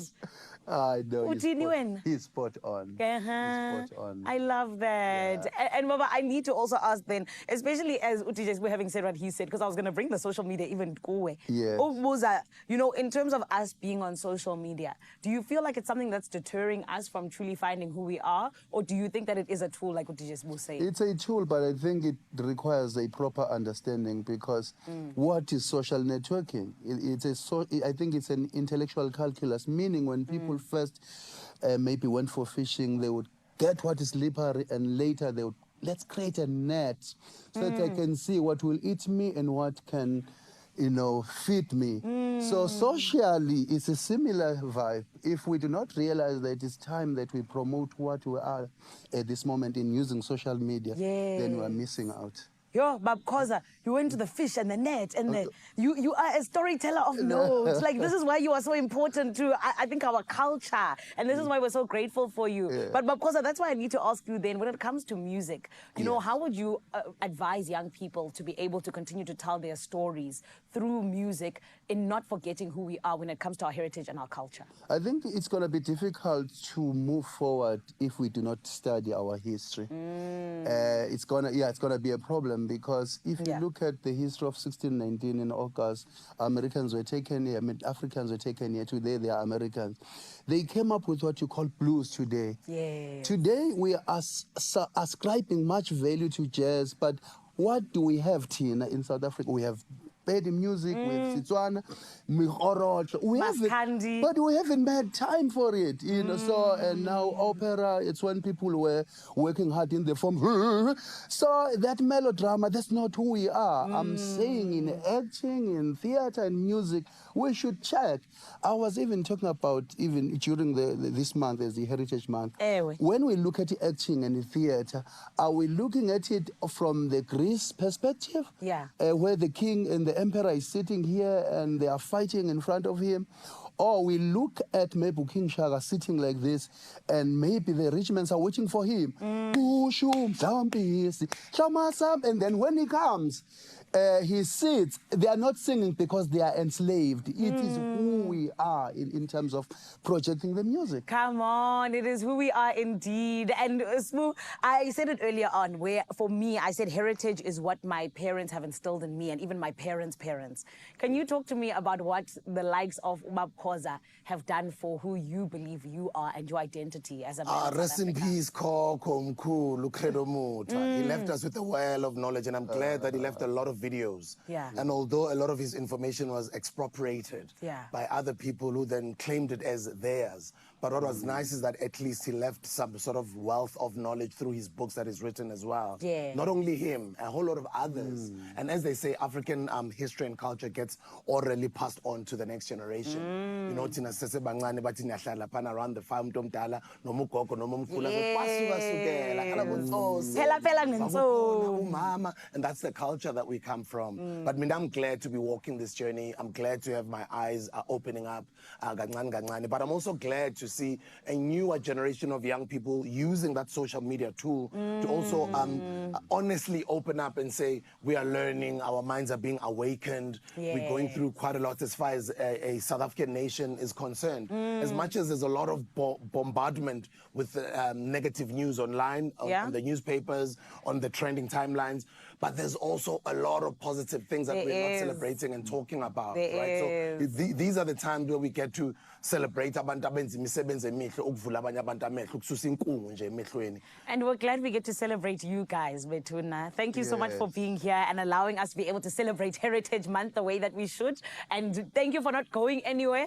because Mzansi, we are still with the Big Breakfast Show on Radio 2000 all the way until 9 a.m. And of course, with us finding ourselves where we are as well, getting to celebrate even Umabkoza, kumnandi aba Expresso. So you got to make sure you do not go anywhere. Right about now, I got to check in on you, my beautiful Expresso family. Over in Cape TZ, Foshizi, are you still good? Oh, Joe Sizzle, we are so good. And speaking about a sizzle, yes, we are still giving a South African twist to delicious food. And this time around, we're touching base with a Middle Eastern classic, shakshuka. Now, traditionally, it's eggs poached in a rich spiced tomato sauce, but we're making it proudly South African by adding some juicy boerewors. And we've got to do it, and we've got the perfect guy to do it as well. We still have Chef Linda with us, and I'm going to let you take over this station. We'll do a bit of a swapperoo, and I will definitely man the pot for you. So not a problem. I'll stir the onions. Stir the onions. Yes, so we are doing the shakshuka. It's a Middle Eastern dish. It's actually like a tomato-based sauce dish with poached eggs. But the trick here, you have to let it simmer so that you don't have a watery shakshuka on low heat. And the more it simmers, it develops more flavor. So here, I've already started sauteing my onions. Let's get the heat a little bit high. Let's turn that high. Yes. There you go. So the trick also to build more flavor, because cooking is all about flavor. The onions are already sauteing, and then we add our boerewors. Delicious. I will 100% do that for you. And this is nice because if you have a leftover boerewors from a braai or anything added in. Yes, you are saving. And then you give it a stir, you brown your wors until it is golden brown. Beautiful. But because of time, you won't wait for that. And then we add our garlic and ginger for more and more flavor. We are building flavor here. I like that concept. With every step, you need to add flavor, build flavor, but it must make sense to the overall dish as well, right? Exactly. There's nothing boring like tasteless food. But also, don't overspice or like put too much condiments, because people on their table, they can add a little bit of pepper, a little bit of... true. You can't correct or fix over salted, and then we add our seasonings or aromatics. There's fennel seeds, there's chili flakes, and then there's cumin powder. Nice. The aroma is I was about to say, I can already smell, Chef. Just stop right here and we've got a recipe. Inviting the neighbors. It is. Actually, I love adding my peppers, my bell peppers towards the end, so that they retain the color, the green and the yellow. I like that. And also a bit of a bite, because you don't want it to be completely soft, you know? Yes, perfect, exactly. And then now we're going to follow by adding our tomatoes. We carry on giving it a stir. I want you to develop those muscles. The biceps, just get in there. Chef, now, do you feel any type of way when people use canned tomatoes versus fresh tomatoes? Yes, but I don't love canned food. Okay. Because there's a lot of things that are going on there. Okay. I prefer organic ingredients, fresh. Yes, so while you're giving it that stir, and I love the boerewors in this shakshuka because it gives that South African twist and South African flavor. 100%. As we are celebrating Heritage Month. Hebe, Usuthu, Hebe, Usuthu, Hebe. You need to teach me. Teach me. So while you're giving it a stem, we add tomato paste or tomato puree. All right. So to kill that tomato taste, because now we've added tomato, raw tomatoes, and then we added tomato paste. Very acidic. You can add a tablespoon of sugar if you want. If you don't want, then leave it like that. You know or what? Sometimes I add in a little bit of balsamic vinegar. Oh, wow. It adds to me also a development of flavor and like a base. I don't know. Maybe that's just in my mind, but it's really good. Like be diverse, be unique. Yeah. Like it's nice to follow a recipe, but give it a twist, give it your touch. I agree. Right. I agree. And then now we're gonna follow by adding our peppers, our bell peppers. Also, you don't have discrimination of color.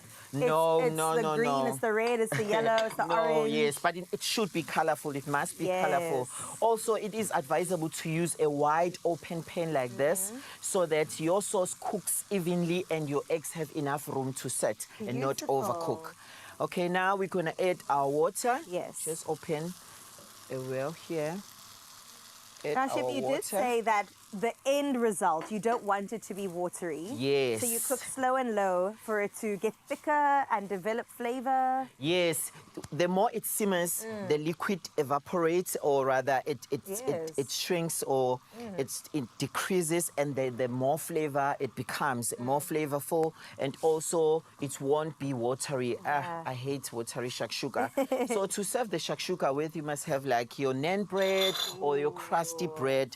It's perfect. Dip it in. Well, Graham has suggested also the croquettes that you can dip into the sauce. Exactly. I think that combination will be insane. Yes. Also, if you are in a hurry, you want to get rid of the liquid faster, let it boil, but make sure that while it boils, the eggs are not yet in. I get you, because eggs also take very quick, eh? Yes, but if you have enough time, let it simmer, because if you cook food in a hurry, there's no love. There's no passion. There's no passion. So let's reduce our heat. Okay, and let it cook away. So now, let's say you have your oven already preheated, maybe 180 degrees Celsius. So you open like wells or holes for the here eggs. for the eggs. Little Please homes for the. me. I absolutely will. Little homes. Then for you the crack your egg like there. And you throw them in. Yes. And then another one. Make sure you don't get the shells. The shells in. I mean, some extra crunch. Yes. It's okay. So the pan is wide open. Like play around all around the corners of the. Delicious. See how gorgeous is this, and then you can just let this cook in the oven for like 5-10 minutes until the eggs are properly cooked. In the industrial restaurants, they use what they call salamander. So they put it in under the salamander, and then it's nice and golden brown. And then they garnish with parsley. And then they garnish with feta as well to give it more color. And then you open your oven, you put it in, you pop it in, and to give it that golden brown color. And this is the result at the end of the day. I will also tell you, the yolks are still a little bit runny, which is perfect. They haven't dried out. And it's more healthier if it's a bit runny. I agree. I hate overcooked That eggs. is actually science, and I'm here for it, Chef.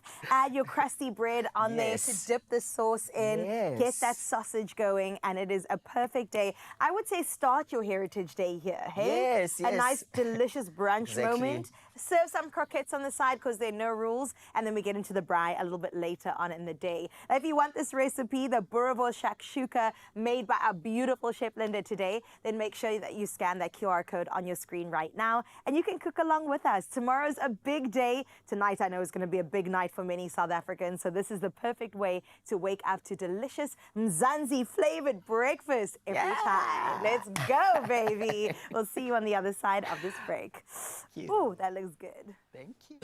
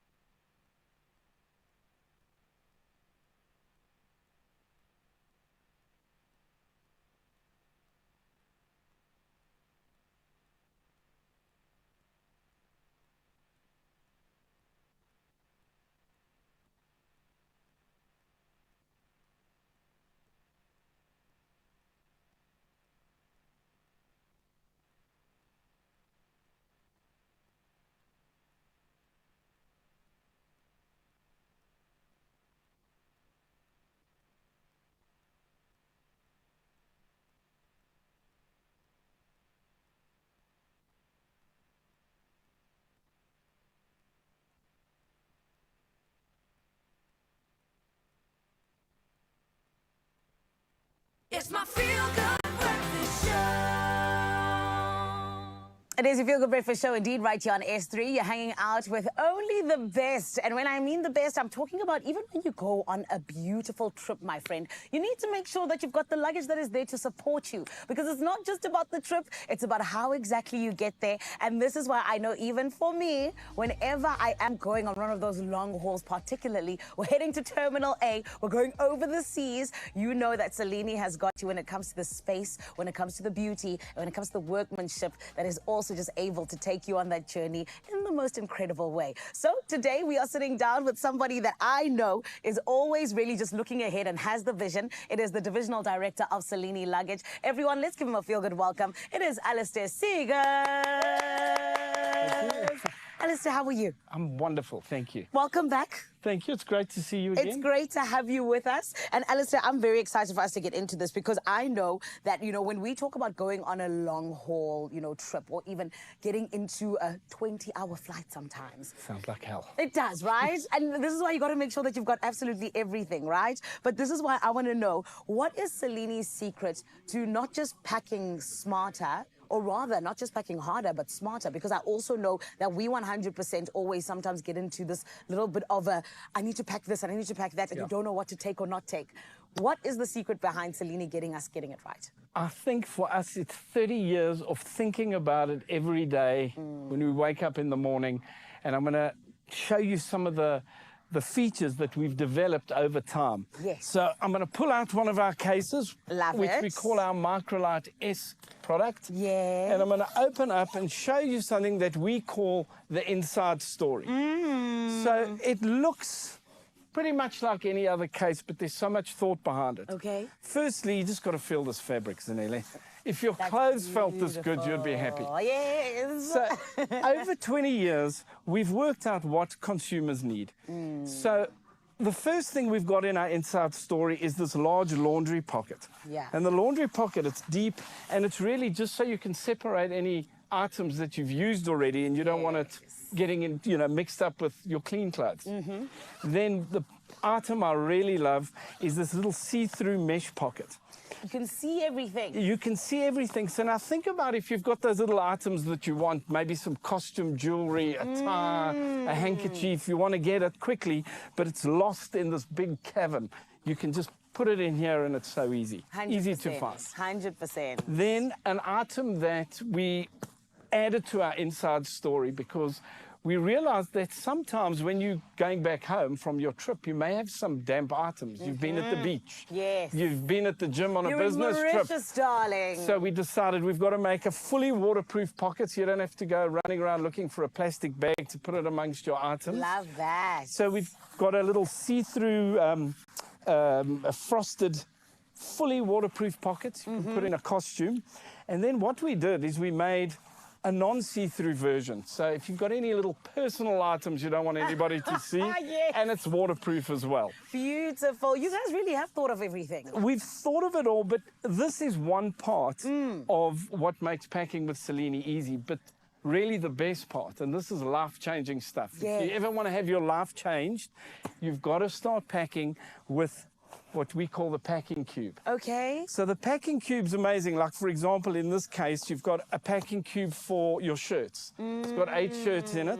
Wow. I've got a packing cube for 5 pairs of trousers. If you've got a thinner trousers or pants, I'll sound old trousers.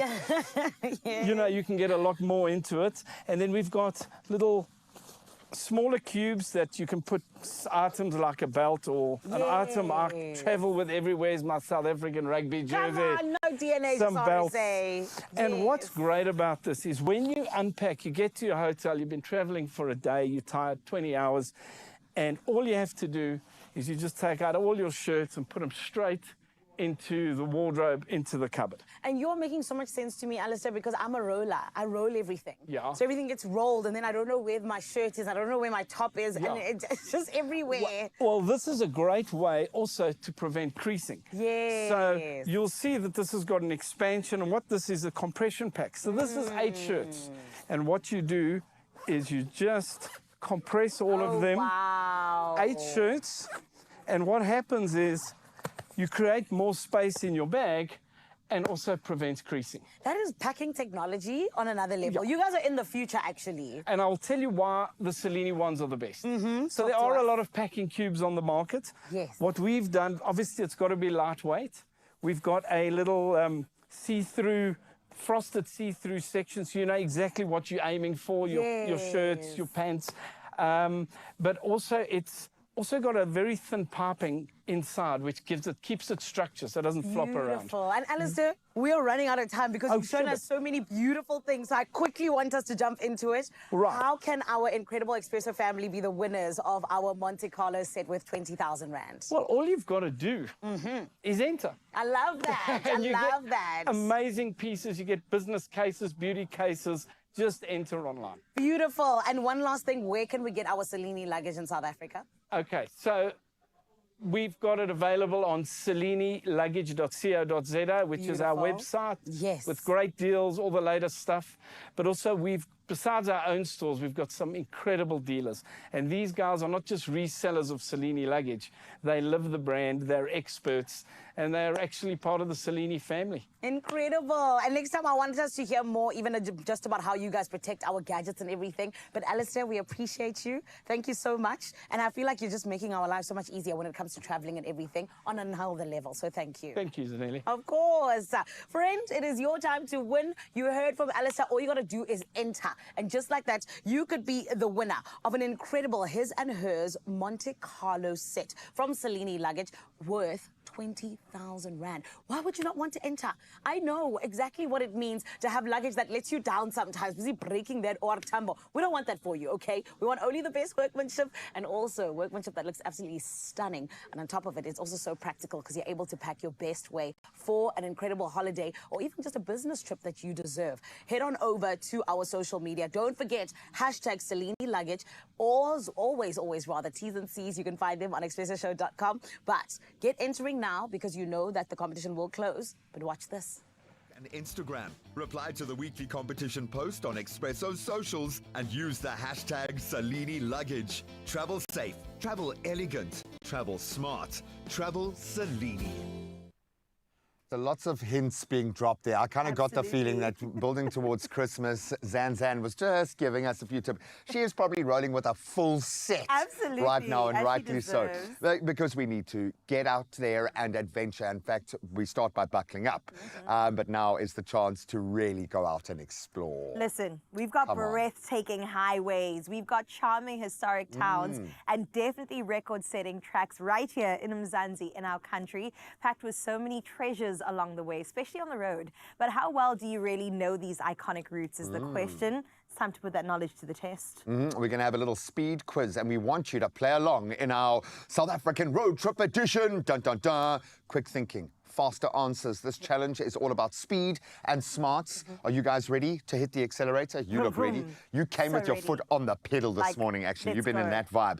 Okay, so we might or might not know the answers here, so please play along with us, and hopefully the answers shall be revealed. What's the longest road in South Africa?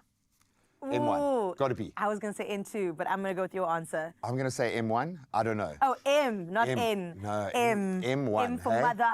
I'm just M1. saying that without any actual certainty. What do you think? Let's see. Dun, dun, dun. N2! Well I said N2. Oh, wow. From Cape Town to Ermelo. I thought it was coming from farther up north. Well done, N2. Sneaky little road. 2,200 kilometers. And some of the most beautiful roads as well, if you think of what's on either side. Nice. Okay, here's another one. Hit me with one. I'm going to hit you with one. Which town holds the title of the oldest in South Africa? I keep wanting to say Graafrenet, but that's just because I love Graafrenet. Try, it feels old. I'm going to say Johannesburg. Johannesburg, okay. I like As the As confidence. the first actual town. I don't know. No, I don't know. I don't know, man. Like, like Sophia Town from back in the day. You would have to think it would be down here, surely. Cape Town. Cape Town. You going Cape Town? I'm not. I'm going with what the answer is. And the answer is... Paternoster. Please be something Cape Town. You said it great. Found founded in 1652 when they pulled up on the boats. You see what I'm saying? Because we don't often want to go there. Yeah. But I suppose it is a town. I want to call it a city, yo, but it's still a little itty-bitty town. It is an itty-bitty stuck between the town. sea and a mountain. Absolutely love that for Cape Town. You've been around, yo. You're a petrol head.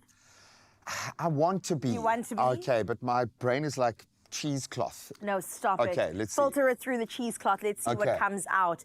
This is for the petrol heads only. Who holds the fastest record lap at the Kyalami Grand Prix circuit? Any answer will do. I'm going to say if we ever had an international, Nigel Mansell must have been, because I love Nigel Mansell like when the I was name of younger. He that. was a Formula One superstar, and I don't know if he's ever come to South African shores. Okay. I'm going to say a Funda Linda from the Funda Linda racing family. One of them might hold that record, Very but cool. I don't know. I don't know. I'm going Lewis Hamilton. 100%, girl, 100%. Let's see what the actual see what the answer answer is. is. Oh, please, can I be right? Please, can I be right? Max Verstappen. Verstappen. Get out of town. 1 minute, 16.732 And you know that seconds. amazing energy drink brand? I think we probably can thank them for that. I'm sure they brought him out here to just Shout light a bit of out. fire. Kyalami, we love you. Kyalami has been producing like motorsport legends history for the longest time. I would have liked a South African to be there, but I love that. Verstappen could be. Max Verstappen. Well, that's pretty cool. That's a nice little water cooler chat to have this morning. Hey, you know who's got the fastest lap at Kyalami? What I would recommend, a really good mate of mine, Owen, and I, he used to make me go and eat boerewors and watch the bikes any weekday at Kyalami when we That's had a very gap cool. between meetings or something like that. And it was the coolest thing because we Did you couldn't make it afford back proper in lunch. time? We always did. Maybe with a little bit of mustard and tomato sauce on. But the energy at Kyalami, and I'm glad that there's like a rejuvenated energy and funding because it's one of the best tracks in the world, I think. Definitely. Awesome. Yay. Oh, man. We Okay. learnt a lot. Well, that is what we call lightning fast knowledge. We tried. At least we tried. And here's the fuel for your brain and your chance to score the ultimate adventure. Shell V Power are giving 5 lucky couples the chance to win the ultimate South African road trip, maybe on the N2, and an unforgettable track experience for 2. I think you know where you're going. All you have to do is spend 750 Rand or more, then tap or scan your V Plus rewards card just 3 times this month, and you could win. As simple as that. And of course, T's and C's do apply. Good luck. Oh my goodness, I'm crossing fingers, I'm crossing toes for you. I really hope that you will enjoy that along with your dream partner. And I hope that you had fun with our quiz as well. And more fun definitely waits for you on the other side of this. You're only allowed 1 more cup of coffee, and then we want to see you come straight back. Just No, there was a quota. one more.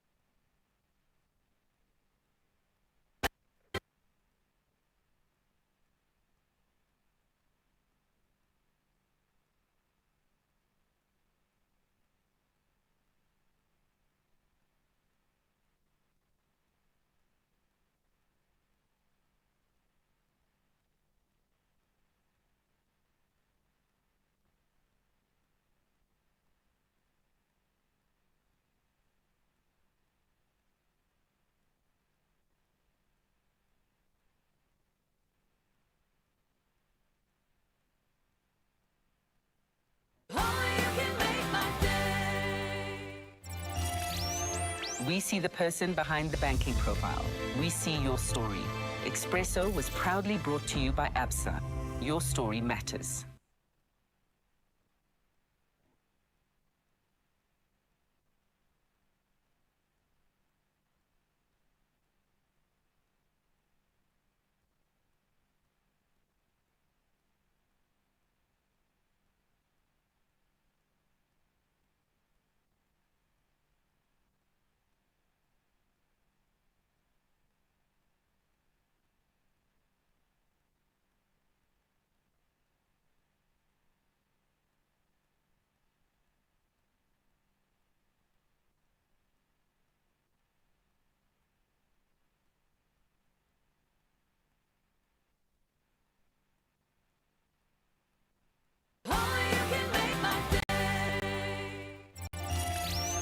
We see the person behind the banking profile. We see your story. Expresso was proudly brought to you by Absa. Your story matters.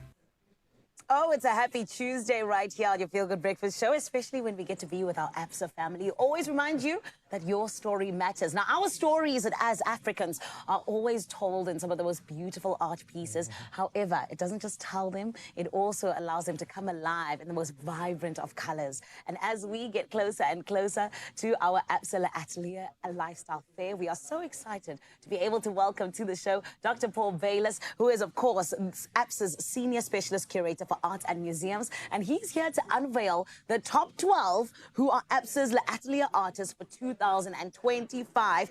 And I cannot wait to celebrate them. But first, let's celebrate Dr. Paul Bayless, everybody.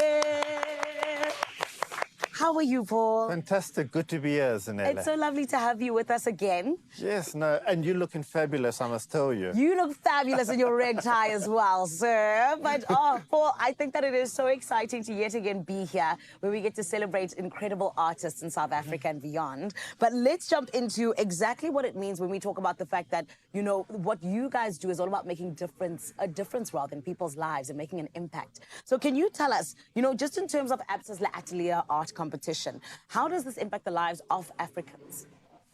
39 years Absa L'Atelier has been running, so that's a milestone in itself. Yes. And it is a Pan-African art competition. And it's open to all young artists in the 12 countries across the continent where Absa has a presence. And we invite them annually to enter the Absa L'Atelier, to tell their story and to show up visually with their work. And that's what they do. And where we're sitting now is a culmination of the year where we've been running exhibitions across the continent. We've had entries coming in from all 12 countries and a lot of entries in there. Yes, I can imagine. It's the quality of work that's coming through our young creators across the continent is absolutely phenomenal. And it's a celebration of African skill and talent. A celebration of Africanness even. That's it. It's beautiful. And I know as well, you know, just like you're saying, there's so much talent coming through. How do you guys choose your incredible artists? Because I can imagine it's a very, very incredible process. That's not easy. And thank goodness I'm personally not involved in that adjudication. You know, with the team, we select the adjudicators. You know, they come from across the globe. And, you know, and every year we have 12 adjudicators that come together. And their task is to select the finalists, and from the 12 finalists that we've now got to the final winners. And, you know, it's based on technique, concept, you know, the story being told through that work and how the artist is showing up in that work. Is that work original? How have they used the materials around them? And actually the creativeness that's coming through, and how the artist is ultimately using their voice. Incredible. And I love that you actually just said that their voice, because that's what they're putting out there with their art pieces, right? That's what they are. 100%. And I mean, you know, there are young people out there who are sitting there now watching, going, but I'm the Picasso of my generation. You know, they are the Van Gogh of today. If they are somebody who's like, I want to enter the L'Atelier one day that Absa has, what would you tell them and how can they do so? They must. I mean, firstly, they must show up. I think that's the most important thing. And as we say to any artist, throw your hat in the ring. Yeah. You know, every year we open entries on the 1st of April. Entries, you know, submission for entries run for two months to the end of May. So again in 2026, we're going to be opening the portal for artists to enter. And for any young artist out there now, start working on your portfolio of work. You've got a number of months to enter. But I think the thing is for those young artists as well, if I may say, Zanele, is to see who are the finalists and the winners for this year, who has showed up. Yes, and this is why we're getting excited for the 11th of October, Paul. I cannot wait. It's going to be huge, and that is where you're going to be announcing the top, or the rather top 4 from the top 12 that have already been chosen. So from the top 12 from across the continent, and we've got representation from South Africa, of course, Mauritius, there's Botswana, Kenya, Ghana, Uganda, Nigeria, all literally from across the continent, these artists are in this top 12. And beautiful. 11th of October at Nairock Sculpture Park in the Cradle of Humankind, we saying, come out. It's a day of celebration, a day of immersion into African culture, cuisine, art, and come see who the winners are for this year's Absa L'Atelier. Amazing. We thank you so much, Dr. Paul Baylis, for all of the incredible work that you're doing. I mean, just hearing that you're going all across the continent just to find these artists and giving them an even bigger voice. We appreciate you guys. Thank you so much. No, thank you, Zanele. And to every artist out there, enter, because we want to hear your story. We want you to show up and share your journey. Come on. It is Absa yet again reminding you that your story matters to them. And if you're an artist, my friend, now is your time. But a huge congratulations to our top 12 that have made it for the Absa L'Atelier that is going to be happening on the 11th of October. It is the art competition that takes young Africans and takes them to the world. It's so incredible. And friend, it is also something that is going to be celebrated, as you heard from Dr. Paul Baylis, come the 11th of October. We cannot wait for it. But for now, you're still right here on your Feel Good Breakfast Show. We see the person behind the banking profile. We see your story. Expresso was proudly brought to you by Absa. Your story matters. And I will add to Zanele's beautiful words there. One of our winners, I remember, had applied 10 times or 11 times she had entered. And it was definitely her time on that 10th or 11th. And she has opened up a completely different world, not just for herself, but for the artists, the community, the university that she represents. So this is a major, major unlock. Good luck. Delay is not denial. It reminds me of that every single time. But listen, right here on your Feel Good Show, we still have a little bit more time with you, and we want to squeeze as many good things coming your way, especially in light of Heritage Day happening tomorrow. So if you will think about must-haves for Braai Day, Heritage Day, we have got you covered when it comes to what your list needs to look like. I'm going to start writing things down. You can do the same. We'll give you your plug-in after this. New tongs would be great. Great. Braai stand, maybe. What is it?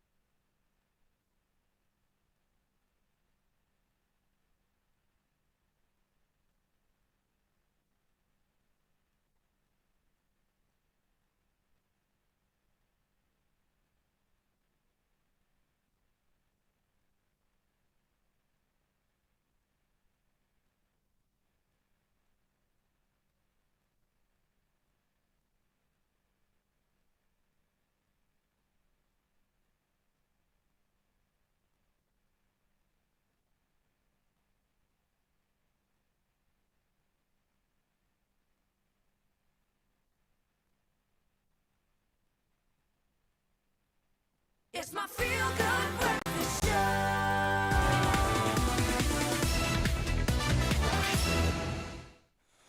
Welcome back. I think by now we know and we love to describe South Africa as a tapestry of cultures. I love that. Yet one tradition I think brings us all together, unashamedly so, the braai. The braai. Oh, the braai. I just had a moment of thinking about the braai.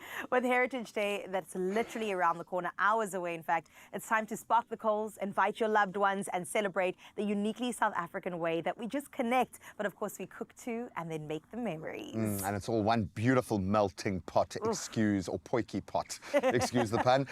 So smoke up the savings this Friday with some braai gear that makes you the real flamethrower of spring. I don't think there's a braai stand anywhere in the mix. What? Is there a thing as a braai stand? I don't know. But how about a nice kettle braai? Oh, wait, an I like expert kettle braai, in fact, for under 500 What? That is massive. Give That me is one of really those. cool. And that's perfect for those garden braais, family gatherings this Heritage Day. It's nice and mobile. It's really safe to use. It I looks like easy too, because you just put it in and then you close it. And the nice thing, and then the braai's there. with the kettle, you can like do things like a roast chicken. You can do like a fillet steak, things that need a bit of kind of extra Protection. cooking. I love a kettle braai. For you? For me I love it. specifically, I love this for me. Or if you're looking for something easy to take along to the park, or even on a road trip, check out the Mega Master Adventure Portable Charcoal Braai Stand. Ooh, I told you there's a braai see. stand. Compact, sturdy, $5.99 is all you have to part with. I like Anyway. that, it's cute. Anywhere and everywhere. I really do like that.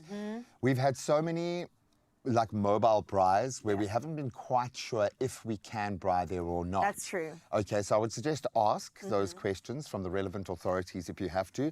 And if you're unsure, have a mobile braai. Have a mobile A braai braai. stand changes your life forever. That's what, so you've convinced on the braai stand now. And the nice thing is you can invite yourself over to a mate of yours for a braai, even if they don't have a braai. You Bring just it bring out. your mobile braai. Because that was us. And then I put it on my registry, and guess what? You I got a didn't get a- delivery for a braai. Did you? A little, like, probably one of those. Okay. I'm I like a little tabletop braai, nothing wrong with that either. Nothing wrong. As long as you're braaiing, as long as you're smelling the smoke of This is coals what I'm and burning saying. fat Here's a dripping down. question. Okay. I'm not going to judge you, but I need to ask you, what's your ultimate braai plate and then your side? What is it? What's going down? Ribeye, Ooh, and then if there's any space left, yeah. I don't know, maybe some... Potato salad? I do Garlic like bread? a potato salad. I'm not a big garlic bread fan because generally it feels like superfluous. It feels like I'm wasting meat space if I'm having garlic bread. But that's me, okay? Now, I love to honor the meat on a braai, so for me, it begins and ends with a steak. I get really. you. Meat with a Ribs, I side don't of mind. meat. Yeah, pretty much. Ribs on the side, and then ribeye steak on the... Sounds What's your fantastic. ultimate? What is your... I told you I'm a side girly. I love a side. I'll throw a chicken wing in there, potato salad, chakalaka, garlic bread, green salad, some pineapple or fruit salad.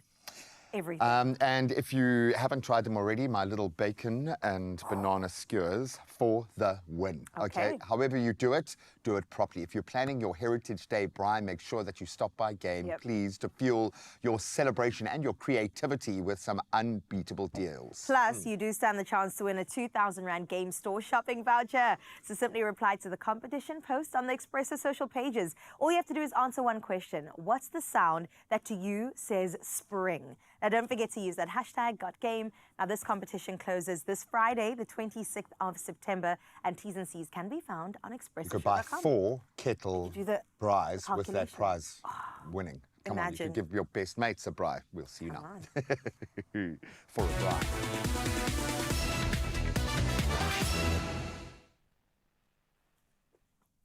And that brings us into your final bit of news for this morning. Now, 2 minutes after 8 o'clock, let's get started with your national news headlines, where Deputy Trade Minister Parks Chow says progress has been made in negotiations with the U.S. over a new bilateral trade agreement. Now, meeting with U.S. officials in Washington, Chow discussed South Africa's bid to reduce 30% tariffs on goods and secure the future of the African Growth and Opportunity Act, or AGOA, set to expire this month. Now, President Cyril Ramaphosa will continue talks in New York during the UN General Assembly, engaging business leaders and attending a G20 ministerial meeting, and that's ahead of November's summit in Johannesburg. In other news in the country, the South African Social Security Agency, or SASSA, has reminded beneficiaries that its services are free, warning against individuals or entities charging fees for applications. Now, the agency has begun rolling out a new biometric verification system following Treasury's insistence on stronger checks to curb fraud and corruption. Beneficiaries must undergo in-person reviews and biometric checks to ensure integrity in grant distribution. Now, SASSA urges the public to report suspicious activity, emphasizing that fraud threatens both livelihoods and the sustainability of the grants system. Looking further afield at your international news making headlines, but touching base on the continent, out in Nigeria, whose economy expanded 4.23% in the second quarter, its fastest pace since 2021, according to official data. Now, the surge was driven by higher oil output, stronger agricultural activity, and industrial growth. Now, daily oil production rose considerably, lifting the sector by over 20%. The Statistics Agency said the figures reflect the rebasing of GDP earlier this year. Now, President Bola Tinubu has set a 7% annual growth target as his government pushes reforms to boost revenue as well as cut subsidies. Meanwhile, UN Secretary General Antonio Guterres has condemned the expansion of Israeli settlements in the West Bank, warning of annexation and rising settler violence. Now, speaking at a UN meeting, he said Palestinian statehood is a right, not a reward, urging renewed commitment to a two-state solution. Our French President Emmanuel Macron announced his country will recognize Palestine, joining the UK, Canada, Australia, Portugal, and many more. Israel rejected recognition moves. Meanwhile, Gaza's health ministry reports 61 deaths from Israeli attacks, bringing the toll to 65,344 since October 2023. Now, closing off your news for this Tuesday here as September draws to a close, it's the perfect moment to reflect on Tourism Month and the joy of exploring South Africa's beauty, history, and of course our culture. Coinciding with Heritage Day tomorrow and World Tourism Day on Saturday, the celebration highlights the places that inspire us, from Robben Island to the cradle of humankind. Now, our wine routes, iconic wildlife, and vibrant traditions attract millions of visitors, boosting communities as well as the economy. With sand parks and Cape Nature offering free entry to many parks until the weekend, South Africans are encouraged to travel, embrace Ubuntu, and share their proudly local stories. And on that note, continue sharing why you are proudly South African in 2025 across our socials for our Good Morning post. But that is where we leave our news for today. Let's get into some sports with Graham.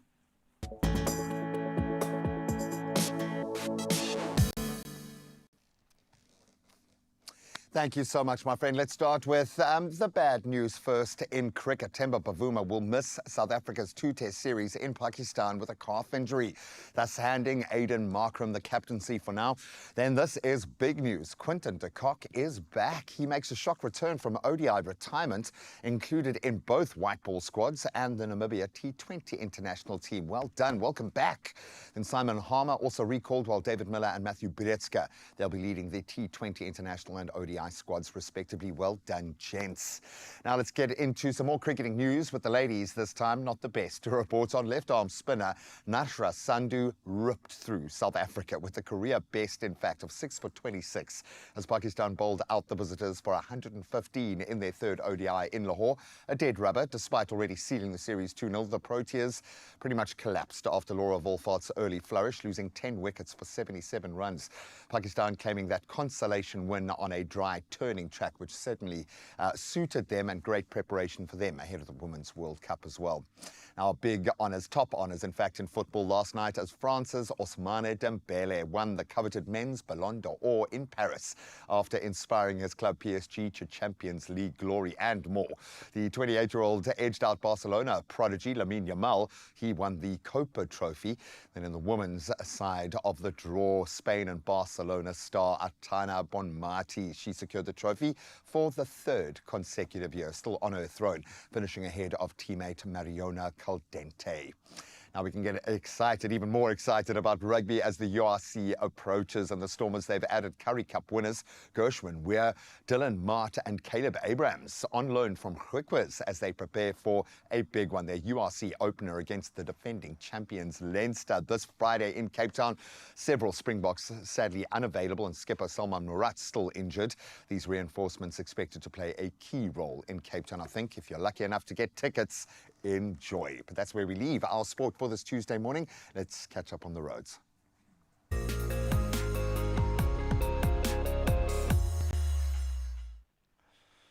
Let's start up north in Gauteng, where an accident has occurred on the N1 northbound. That's near the Morocco bypass. The two centre lanes currently closed, causing some significant delays in the area.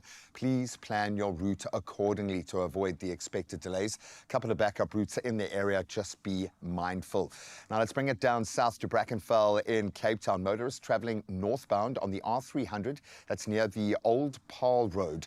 You can anticipate delays due to congestion in the area. It's already starting to mount. Please allow for extra travel time. And remember, stay alert and stay safe while driving. All right, so we know how it feels in the car. Let's see how it's going to feel outside the house and the car with our weather.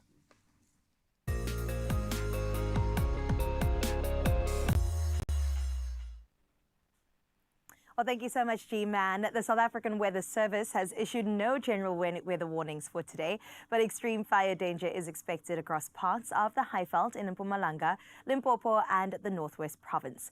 Now, residents in these areas are, of course, urged to exercise caution and avoid activities that could potentially spark fires. Elsewhere in the country, we can expect warm, partly cloudy conditions with scattered thunder showers forecast for most provinces, but weather enthusiasts are advised to stay updated as conditions develop throughout the day. It is a transitional season, and this is what happens, but when it comes to that sunrise view, it is always a little bit of a surprise. We've heard from other areas around the country. Now let's get to the mother city out in Muizenberg, where Laniel says, I gotta show you what Muizenberg looks like today. Absolutely breathtaking. Laniel, my goodness, this looks like just a piece of heaven, a piece of nirvana, and of course it is situated literally right at our doorstep here in the studio. So thank you so much for sharing that gorgeous, gorgeous morning view with us. You can expect 14 degrees out in the mother city today.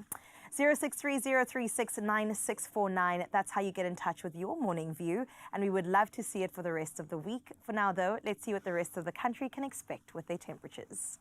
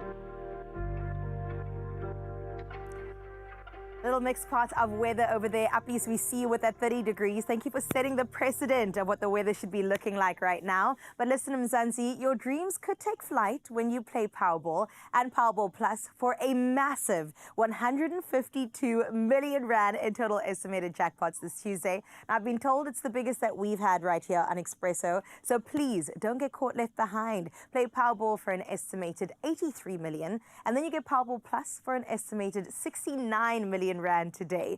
What you have to do is buy your tickets in store. Do it now. I'm pretty sure they're open. Head to the website nationallottery.co.za. There, of course, is the mobile app to access. There's cell phone banking, or you could simply just dial *120 *7529 hash, and that will give you your USSD. Get to entering. Now, we've posted all of these details on our Expresso social pages, so go and check them out, and then go ahead and play Powerball and Powerball Plus for that massive, I'm going to say it again, Brace yourselves, 152 million rand in total estimated jackpots. It all goes down today. Now, I personally want to win big, but it's not about me. It's about you. But if I did win big, I'd be singing that. Exactly. Yeah, and you would be buying luggage and traveling the world. Oh my gosh, how did you know? Hey, you know when they rock up on Titanic and you've got like 5 or 6 porters just bringing all of your luggage. Because it will be a one-way ticket. I ain't coming back. So here's the vibe, okay? Here is another plug-in and another opportunity to win and hopefully explore this beautiful world. Expresso fam, listen up. A complete Monte Carlo, his and hers, luggage set valued at 20,000 rand. Wow. It's waiting for you in the color of your choice. There, it's just sitting, waiting, ready. But you need to know how to enter, and here's how. Adventure awaits, and Salini is ready to take you there. You stand the chance to win an incredible Salini Monte Carlo luggage set for you and your partner in the color of your choice, valued at 20,000 rand. To enter, follow at Salini Luggage on Facebook and Instagram. Reply to the weekly competition post on Expresso socials and use the hashtag Salini Luggage. Travel safe, travel elegant, travel smart, travel Salini. Do one of those little spins with your hand luggage when you do it. Because it does like a 360. Beautiful. Don't forget to use that hashtag Salini Luggage, please. We want this to be yours. And as always, T's and C's can be found on expressoshow.com. So please get to entering. I'm wishing you all the luck because I really want you to walk away with this. I don't believe her. I don't believe her. She wants to win this competition. She's got family members entering. Okay? I don't even know if we're allowed. A new fear loading. After this, we're going to get into a medical discussion, honing in on medication specifically, but the danger of counterfeit medication, what we need to look out for, what we need to educate ourselves on. Just like every other area of life, there are grey areas that we need to navigate in. I think awareness is key. It's so important. And then, of course, shining a light back on Radio 2000. Yes, that simulcast is still happening until 9 o'clock. Their Big Breakfast Show meets our Feel Good Show, and it definitely makes for some great radio and even better TV. So stick around for Great breakfast as well.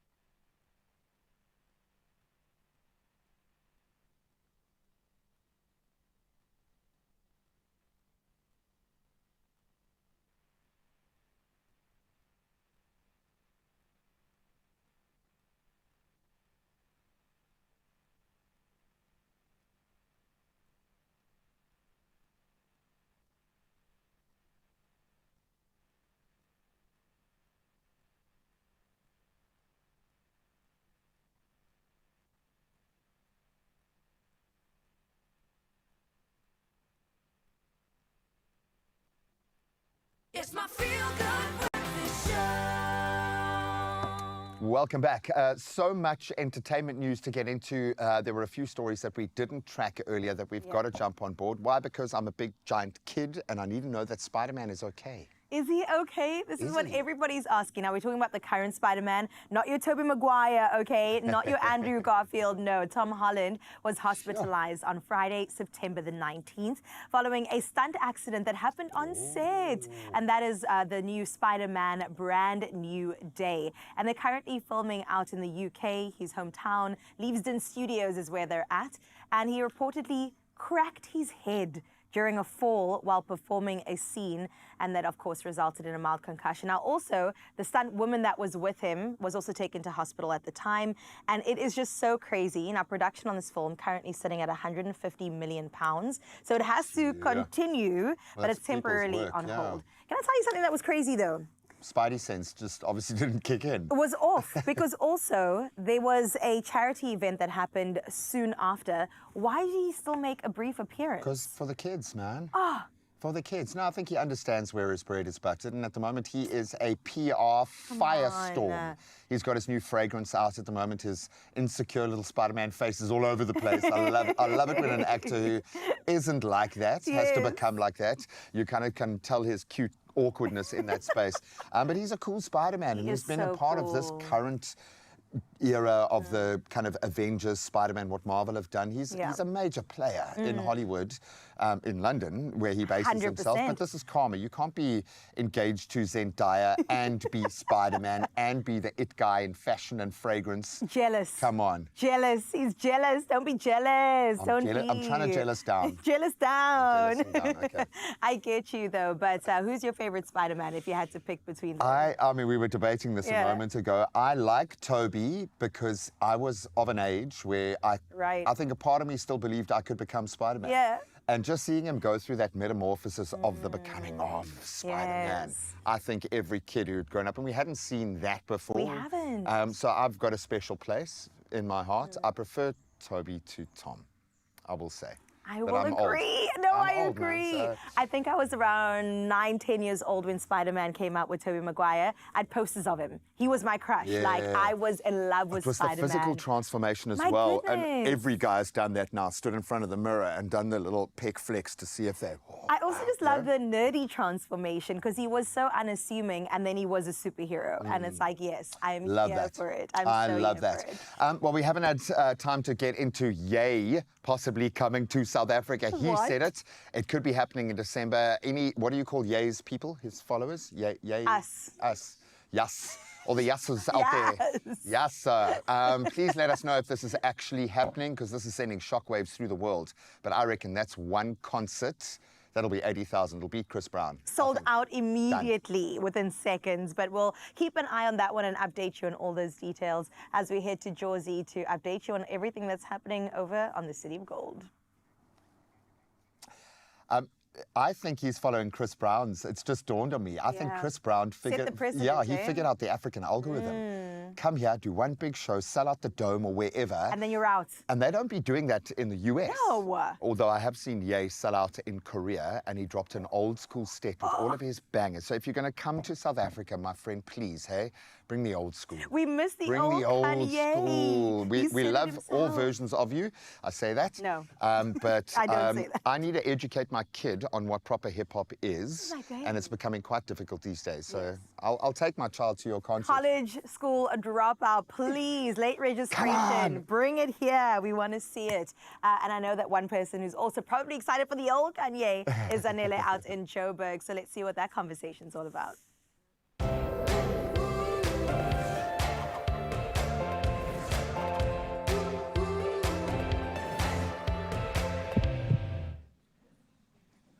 Thank you so much, Cape Town and Mzansi. As we close out Pharmacy Month, my friend, we are 100% getting into what we need to always be talking about, which is things that bring harm to society. And of course, you know, Pharmacy Month is supported by Adcock Ingram OTC, sponsors of Brave. And I mean, when we get unfortunately, to have medicine in our hands that is either substandard or it's falsified or even just not the correct thing. It's counterfeit. This is where we ask ourselves, what do you do from there? Well, today we're getting the answers from somebody who is indeed someone who has all of the knowledge that we need to be able to stay away from any of this. I'm talking about none other than Ntantala. She's here from, of course, the Substandard and Falsified Medicines Association, here to make sure that we are safe. Let's give her a feel-good welcome, please. How are you, my lovely? I am good, Tanzanile. How are you doing? I'm amazing, thank Thank you. you for Let's jump right in, because I know that a lot of people don't actually know what we're talking about when we say, you know, a medicine is something that goes and it's then registered and goes through all of these different processes. Can you talk to us what defines a medicine, and can you walk us through the registration process in terms of safety, efficacy, as well as quality? Thank you, Zanele. So what the Medicines Act actually describes what a medicine is robustly. Okay. But for purposes of consumers, I will use layman's terms, right? So a medicine is a substance or mixture of substances that you take to make you feel better. Yeah. So by virtue of the fact that it's supposed to make you feel better, what happens is that it has to contain what we call an active pharmaceutical ingredient. Okay. So an active pharmaceutical ingredient is registered with SAPRA. Now, medicines go through three things. One is the quality, the safety, and the efficacy. Yes. So when we talk about those, the quality is where is it made? How is it made? The safety aspect is it should not harm you or hurt you. The last one is the efficacy, and the efficacy is does it do what it says it will do? Now, when we talk about the registration process, SAPRA, which is the South African Health Product Regulatory Authority, is the body that regulates these medicines in South Africa, right? And licenses the facilities as well. So an applicant, who is the manufacturer, would then apply to SAPRA by using what we call a dossier. Okay. And the dossier will then go through clinical trials. It will be tested, and it goes to post-registration as well. However, the life cycle of a medicine is continuous. It never actually ends, Anele. Correct. Because even the product is in the market, we still monitor it for post-market surveillance. Okay, I feel like when you were describing a medicine, I was like, yo, I'll always just describe a medicine like, it makes me feel better. But now that you even say that it needs an active ingredient that is recognized, that's incredible, just in terms of us being able to have that knowledge. And also, of course, we've got Radio 2000 here. They are currently having a beautiful celebration, making a winner on radio. So, friend, we told you, radio and TV all together. However, let's continue our conversation, because we know that there are the falsified medicines, the ones that are counterfeit, the ones that make people, unfortunately, you know, fall into places such as going to the hospital and things like that, because they have brought more harm than anything else. Can you talk to us about what risks or health impacts can counterfeit medicines actually have on someone unknowingly who has taken them? So if you ingest a product that is falsified or substandard, yes, various things could happen. The first one could be that the product could not work. So if you take, for example, a product that's written that it contains aspirin as the active pharmaceutical ingredient you spoke about, but it doesn't contain aspirin, it actually contains flour. So it's not going to work. So this increases the health burden of the public sector in South Africa. Yeah. And also, in some cases, it is extremely negative impact, and it could actually lead to death. There is a doctor in Bloemfontein recently that I spoke to. There's a new craze in the social media about the GLP-1 injections that people use for weight loss. And the doctor has stated that if people come there, they at the hospital, they're admitted, they actually go in with kidney failure, pancreatitis as well. So it has Ozempic. Well, I can't name the products because I work for the regulator, but there are fake ones of the ones that you have just mentioned. Really? And the fake ones are not registered with SAPRA, and these are the ones that actually cause these side effects. So kidney failure, meaning that people will be on dialysis now. That is an increased public health hazard for the country. Yes. Oh my goodness. So you are really to make sure I am telling you. we are putting ourselves together as a nation, because I think we need to be a lot more careful than we have been. But then let's talk a little bit about, you know, what exactly do we talk about when we get into the key stakeholders who are making sure that we are safe? Who exactly is that? So SAPRA works with various stakeholders. We do what we call raids, we do what we call operations. Yes. And this is to combat the rise in illicit and falsified medicines in South Africa. Yes. And we work with SAPS. So SAPS, what they do is they effect the arrests, they open the criminal cases, and we assist them in terms of the statements and the affidavits. So Section 29 and 30 of the Medicines Act talks about the penalties and offences, and these are that a person can go to prison for 10 years. That is incredible. And especially because I'm glad that the law's actually cracking down on those people.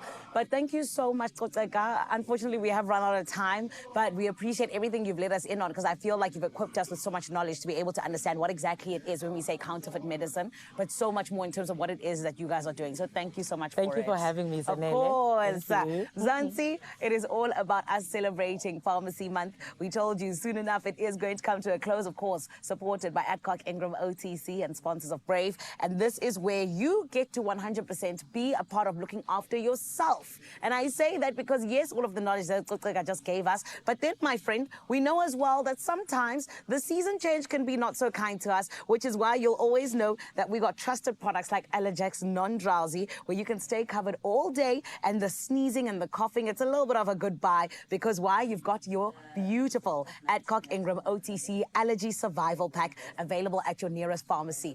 But then there's more. We've been telling you about how every single Tuesday you have the opportunity to win 2,000 Rand, courtesy of Adcock Ingram OTC, sponsors of Brave, and of course, allowing you to have that beautiful, beautiful win.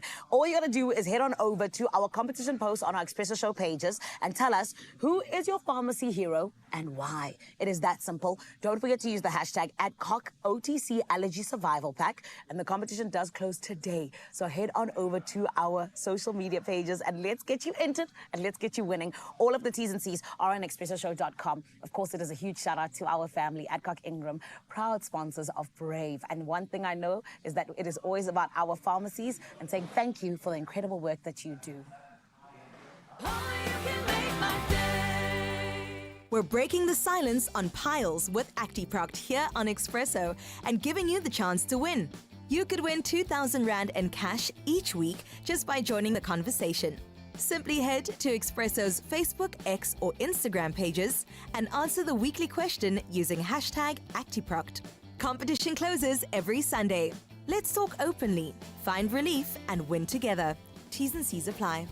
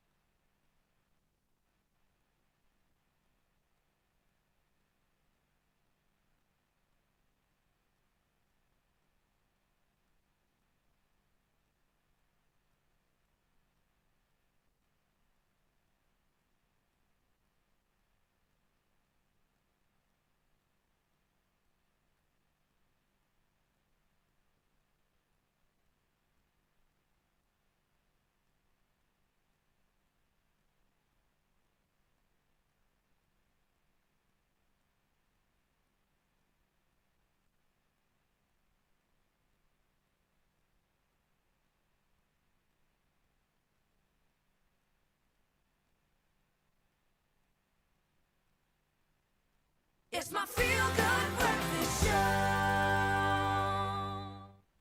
It is your feel-good breakfast show. We call it Expresso right here on S3. Now, we are making our third recipe when it comes to inspiration for tomorrow. Of course, it is Heritage Day. And when you say Heritage Day, you think bunny chow, of course. But this time around, we're making it fun size. Now, these slider versions take everything that you love about that Durban classic. Spicy mince, fluffy bread, and punchy flavors. But then we're going to turn it into an ultimate party bite. So whether it's Heritage Day or just a casual get-together, these sliders are definitely guaranteed to be an absolute hit, a winner, a banger. Yes. And that's exactly why we brought back Chef Linda to show us how to do it. Yes. All right, Chef, what are we getting into? We are having a bunny chow. We're making a bunny chow, a Durban Oh my gosh, those Indian families, they created a mouth-watering, flavorful dish. So they used to open a bread and they'll like carry... a whole loaf, yes, cut in and they half. carry their lunches in there back in the days. And then someone decided to put like a stew or a curry. That was a brilliant idea. Thank you for that history lesson too. I love it, Chef. So here we already have our onion is sauteing, and then our lamb, mince or beef. You can use any, even if it's like cubed lamb curry or like the beef ones. It's all up to you. Or you can chicken even even. actually even make a chicken, like a shredded chicken. It's also all up to you. And then what is a panecha without potatoes? I love a starch on starch moment. I say, why not? Yes. So to make things even more fun, we'll make our own bread. Okay, I'm seeing this happening Yes, here. the dough is already there. It's already kneaded, and the tins are already... Can I unwrap her? Yes, you can. And our tins are already like sprayed to prevent the dough with our bread when we're taking it out from sticking. Okay, so yes, even I if you got don't you. have like a spray and cook, you can dust it with flour. Ooh, lovely. Yes. Can you just do like a what is it, golf size? Okay. Balls? I love that you trust me with this, Chef. Okay, I'm a little nervous. Ooh, Yes, that's while very I give soft. this a stir. So we're gonna bake that in the oven, 180 preheated oven, degrees Celsius, for like 15 minutes or until the skewer comes out clean when you poke it in the middle. Nice. So I don't have to knead it, do anything. That's just the dough that goes inside. Yeah, make the ball look Make nice. the ball. more. Oh, Neat. make it look good. Yes, my sous chef. You're my sous chef. I'm trying to keep up with you, Chef. Yes, so I'm adding my aromatics here. I have like garam masala. I have cumin powder. Remember, the flavor is flavoring. That's the aroma is aroming. The aroma is aromaing. The flavor is flavoring. Yes, that's the our dough slogan. Is the dough is doing. Come on. And then I add my turmeric for color. Nice. Chef, how are we looking? Perfect. Not bad? That's this perfect. goes in. Yes, that and it's goes- going to rise to the top. Yes. Nice. I'll make Then I add my garlic and ginger here. I prefer crushed garlic and ginger, fresh, like the small garlic bulbs. Yes. It's more flavorful and it contains like whatever flavors that you need from the garlic. You rather did than say you like organic, eh? Yes. Yeah. Rather than buying that already crushed garlic in containers. I don't like those. They are processed a lot. And then we add lot of aromatics. Delicious. Finish all of them. All the curry spices. Yes, and then for that kick, we add a touch of chilies. I know that's your favorite. I Give me like a little kick. A little kick. A little kick. I think And that's then- just the right amount of kick. Yes, and then pinch of salt and pepper to correct the seasoning. And then now we're gonna add our potatoes. That's good, Chef. Yes, that's perfect. We add in our potatoes. We give it a stir. We need enough time so that the potatoes cook, because we don't want al dente potatoes. We don't want a crunchy potato Yes, we when want it's a not soft supposed potato. to be. But at the same time, we still need that liquid because the bread has to wipe all those juices and all those liquids. Then we add our tomato puree here. Delicious. Give it a stir. This is It's so already looking delicious. good, hey? Yes. And the smell. Yes. Can you give it a stir for me? Can I? Yes. Stir And it? then Yeah. I add my beef stock, vegetable stock, or chicken stock. It's all up to you. Actually, you can even make your own chicken or beef stock at home with bones. So if you are using beef bones, brown them quickly in a hot pan, and then add your liquid, add your all your peelings like your carrot, your onion, your garlic, your peppercorns. Let it boil and then let it simmer for like 2 to 3 hours. Let it cool and keep it in the fridge.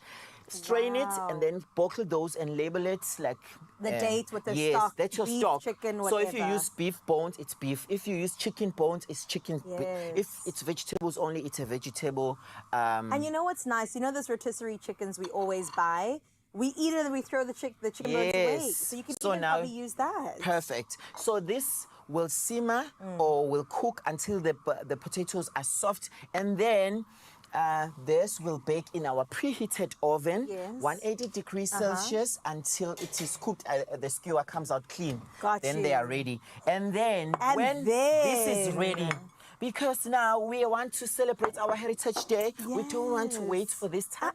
Time is we have it already made. Come on, what I'm talking Looks about, delicious. Chef. And This the is color. so good. Yes. Perfect. I love her. Bite size. It's like canapé size. Yes. At your intimate dinner parties. Waitresses are walking like this. Everyone is Oh, is that how grabbing. you roll? You see, I want to be invited to Chef Linda's house for a party. And then we just remove, I don't know whether I should say this is a stomach or the head. That does look like a nice little makeba. Yes, It does we look take like a out stomach. the top and then nicely using the bread knife Oh, this is to the take bunny chow out, part of it, hey? Yes, we take out the inside part so that we have that hole to put in our stew or curry. My hands are sanitized. I believe you. Okay. Oh, look. Do you want to help and put Yes, this I inside? can. Let's put the curry in. Do you want? Okay, yeah, let that me one's fine just for you. carry on. And then I'm gonna put this on the top. Yes, we put this. You can actually garnish with dhania here or coriander. Agreed. To give it that Indian taste and aroma. Perfect. And then look, you got to eat it with this, but I'll put the stomach back on. Yes. And then put that on the So side for the dipping. This, I said my hands are They are sanitized. clean. So you use this to, like, you know, go like to take this. a little bit. All right, so we're gonna, okay, out of 10, Chef?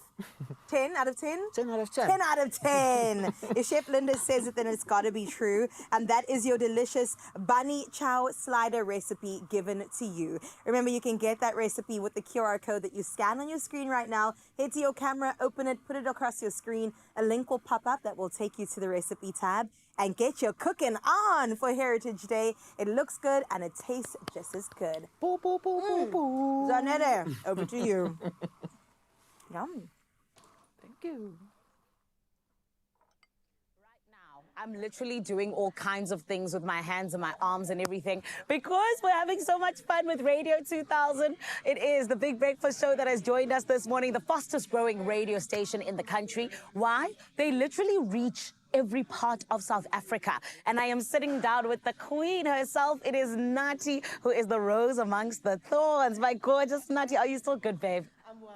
I'm having so much fun here on the Expresso studio. Yes. Beautiful set. Right. Beautiful set, beautiful presenter, beautiful everything. Stop it, says you, beautiful Rose. Thank and you. It's shout out to the Samsung DQX family. They make sure that we Gorgeous look good. set, gorgeous Thank you, set. beautiful. But my Nati, I'm sitting here and I'm just like I said, you guys reach every part of the country. We've got the largest transmitters. It's beautiful. You literally can't go anywhere in South Africa without listening to Radio 2000. So you've actually got no excuse. 100%. Someone was saying to me the other day, they were like, you guys are the only national radio station for real. Because when we say national, you mean it. We okay? mean national. Youth and Dala is everywhere. Whether you're in Kuruman or the Eastern Cape, Idutwa or the Western Cape, we got you. I love your work, my queen. And this is why, as you guys continue to give us the good music, you know, even your song selection is always just tip top. So now I'm going to put you on the spot a little bit. Put me on the spot. Yes, because tomorrow we're celebrating our heritage. Yes. Talk to us about a song that has got in your mind one of the most vivid memories, you know, from back then particularly. A song that's even made us feel like this is who we are, or made you feel like, as Unati, this is who I am. Can I tell you, for me, it's not a particular song, it's a genre. Okay. I think this genre really does encompass our heritage, right? Yes, because it coincides with the end of apartheid into that new dawn. Yes. When Utadu Nelson Mandela became president, and the youth had a robust, loud, township voice. And Kwaito was born. Yes. And it's my favorite genre. I just got goosebumps. Yes, I love Kwaito. And so I'm going to choose a song today from Tebe, who's celebrating 30 years in the industry this year. So I'm gonna choose Groover's Prayer. Okay? So I'm going to choose him because I celebrate him, I honor him, proud of the strides that he's made, proud of the milestones that he's been able to reach, because it's not easy to be in the game for this long. And mind you, he performs one man, eh? Yes. One man. And he owns it. And he owns it. So I'm going to choose Groover's Prayer because nobody wants to leave Groove, okay? I love it. That's what I'm Especially choosing. not youth and Dala. No. 100%, babe. No. And I mean, I know as well, but you even talking about someone like Otebe, who has genuinely been such a proud and loud voice. Pioneer, in the country. really. Yes. Yeah. I mean, 30 years, I'm 31. He literally... He's had a career as old as you. me. Can you see how accomplished he is? It's crazy. Incredibly Very accomplished. But this is where now I need to ask you, because you're someone who's also very accomplished, my Nati. And hence I said you were a prominent voice in the entertainment industry earlier on. Talk to me. Who's the person that has made Nati the person that she is today? That would be my grandmother. She was a trailblazer. She was a woman who was she never had any formal education, but she was able to build businesses. She had a funeral parlor. She had this, well, let me talk about the funeral parlor. She had a funeral parlor for many years in the Eastern Cape called Mapuka Funerals. She recently passed away. And for me, she taught me the importance of owning your voice, of owning your identity, of owning who you are, being proud of who you are, your religion, putting God first, and, you know, dreaming big. And that any dream is attainable, and doesn't matter who says what, just go ahead and do it. So I think she's been, for me, the singular figure in my life that has been the most prominent in shaping who I am. I love that. And I know she's so proud of you. Yeah, she's because you are incredible. Yes. Passed on 2 years ago. I wish you could have seen, because I had 2 little ones that she never saw. No, the one she didn't see. She saw the one. Yeah, so may her soul rest in peace. Amen. You're going to make me cry, Zanella. Oh, I'm sorry, okay? But like you're saying, it's all about honoring her. Yes. And we honor you for honoring her. Yes. Because you're now an extension of who she was. Exactly. And as part of Heritage Day, actually, there was a meal. You know, heritage is all things, tradition, meals, your identity, who you are, artifacts, all of these things. But there was a meal I used to love to go home to. She used to make amatambo, dumplings and just like meat bones, like beef meat bones. Was she a Xhosa woman? She was a Xhosa woman. That's right, those bones always come out. Like, her dumplings, I have never had dumplings to rival my grandmother's dumplings. They tasted like love. I dare you to make. It was like Even a hug you. from the inside. I Literally, love that. going home was always, it was a hug from her, and then a hug from the inside, from the food that she made me. That's so beautiful. And that's something she passed on to you, which is why I know, oh, you can't make them. It's fine. But she passed on the blessing of getting the food and eating it.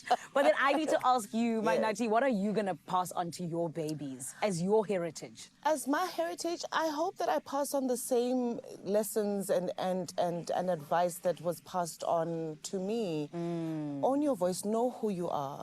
Know where you come from, because there's no way you're going to know where you're going without knowing where you come from. Honor those who came before you, learn from where you come, find cultural experts to teach you. If you can't from your own family members, find cultural experts that can almost shape your identity, who you are, what you're about, so that what you give to the world is your most authentic self. You get what I mean? Be authentic, be love, honor God, honor self. That's all I'd say. Amen and amen, my Nati. Our beautiful rose amongst the thorns. We appreciate you. Thank you. Thank you to you guys for letting us celebrate Heritage Day the right way. Yes, all we need is a meal. Oh, honey. We'll sort that out. We'll sort that out. Thank and can I tell you, this is us on Expresso. We always do get into the food. It's like Nati knows she's here all the time. Yes, Come on. yes. But family, you got to make sure you do not go anywhere. We're going to take a short break. When we come back, oh my goodness, you don't understand the culture you're about to be immersed in. Don't go anywhere.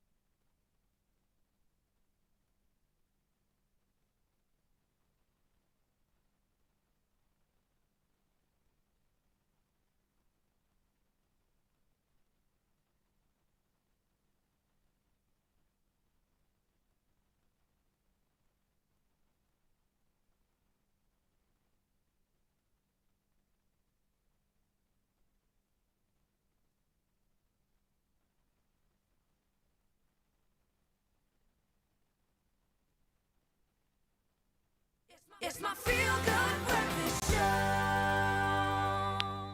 You're still on your Feel Good Breakfast show right here on S3 and Betuna City Enkosi. We say thank you for joining us namhlanje. And more than anything else, we are getting into what we are calling one of the most incredible groups to come out of this incredible country that we call South Africa. Of course, I am talking about the Tswana culture that truly takes us to a whole different way in which we can just, I think, express ourselves, Mzansi. But more than anything else, I also know that this is a group that is truly going to show you what it means to celebrate your heritage in a whole different way. Everyone from the plains of the Northwest to us getting into some of the most beautiful and rich parts of this country. I am so excited for us to welcome to your Feel Good Breakfast show. It is none other than Itumeleng Lumatha and the lead singer, Kidiameti Boikanyo, who are the founders of the King Takudu group that is here to show us, Takadu group, forgive me, that are here to show us what it means to truly be Tswana, to just hold in your heritage and allow everyone else to see it shine through you. Everyone, let's give them a feel-good welcome, please. And of course, we have my translator today. Betuna, welcome to the show. Thank you very much. Thank you. Yeah. And guys, I feel like, Nina, you are not just a Bantu who are allowing the Setswana culture to continue just going in the beautiful direction that it is. Now, when we talk about traditions and practices and even storytelling in Setswana in terms of dance and music, Tetani Nati, what exactly inspired you growing up?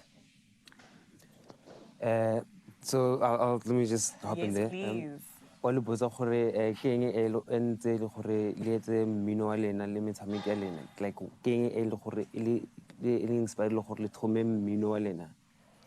Re ke simolola ka go dumedisa pele ke dumedise botlhe South Africa kaofela so se se dirang goreng re leletse re tsene mo mminong mmino re tsala le yone ke gift ya se so se nka se buang se le setelele ke batla go sa short fela ke se le gore re tsala le sone you understand gore ke nneo ke culture ya rona so re ke tshwanele gore re dire ke ntelo ga godile ka yone obviously e mo mading yeah.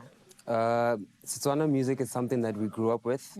It's part of our journey. It's always been part of our journey. Yeah. From home, it's something that we received from home as a gift, and we just had to take it further and expand it. And it's so amazing that what it has done for us in our lives. I love that. And it's doing so much for Mzansi as well. And I definitely know as well, Kukabantu who are so proud to be Tswana because of you guys. Yes. But must tell me guys about the instruments that also really just, I think, take Tswana and just the culture itself to a whole different level. The likes of Isekaba, Isentikane, and Imaropa drum. Did you guys learn to play any of these? And how did they even influence Umculo Win? Go na le batho ba ile goreng ba di tshameka just like bo marimba all the stuff you understand so no yana because of Tswana se godile a isa hlole re tsa dio tsa rona simple re tsena mo di studio se re changeile re use the instrumental from the studio no yana just like today really the artist you understand but go na le ba ile gore ba di dlala you understand bo di beat tsa teng you understand ya marimba all stuff. So tsa rona re di tshameki re na le di producer tsa rona tse le gore ba di dlala so rona re di singa fela.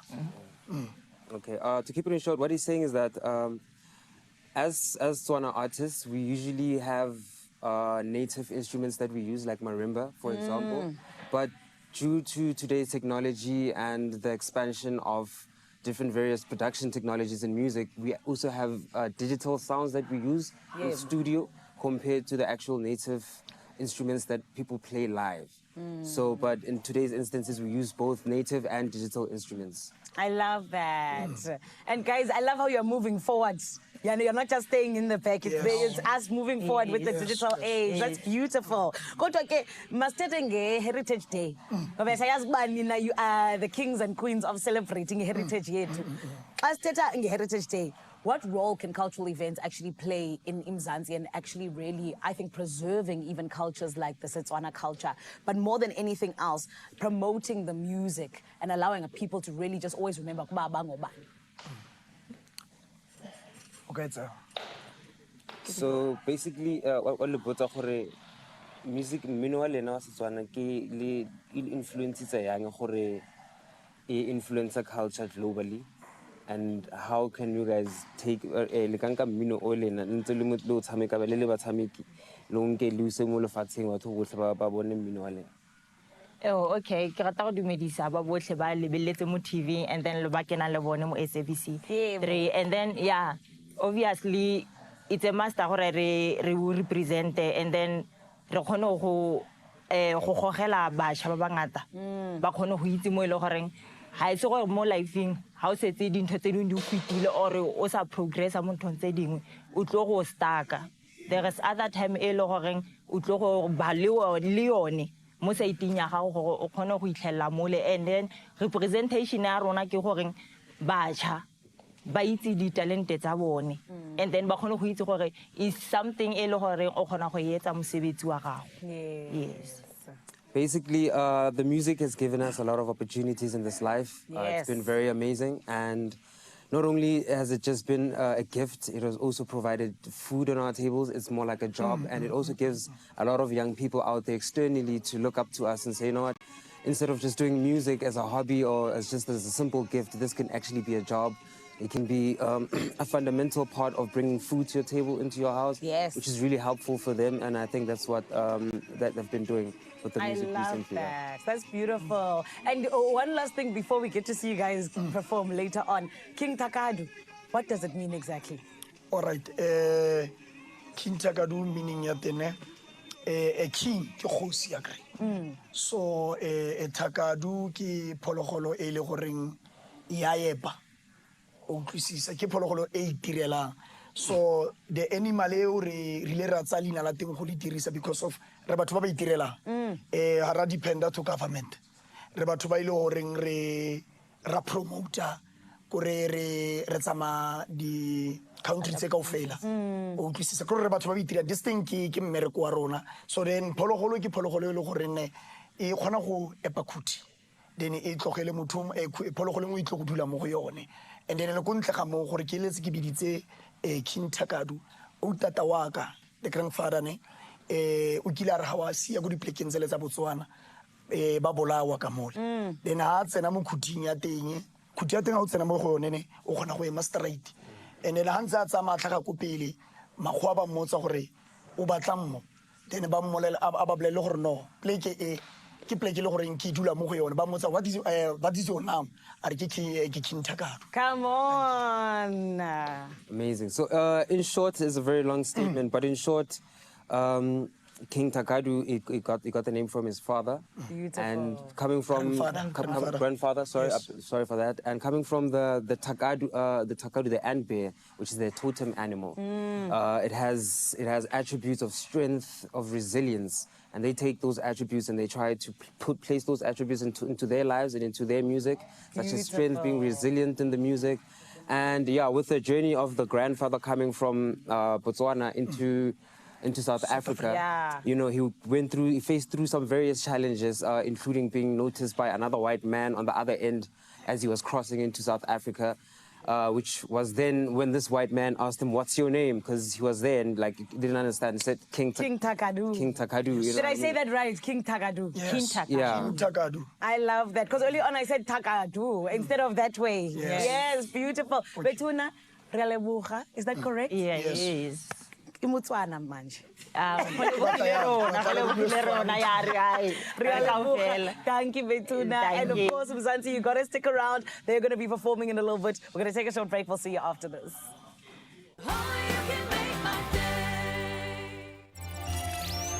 We see the person behind the banking profile. We see your story. Expresso was proudly brought to you by Absa. Your story matters.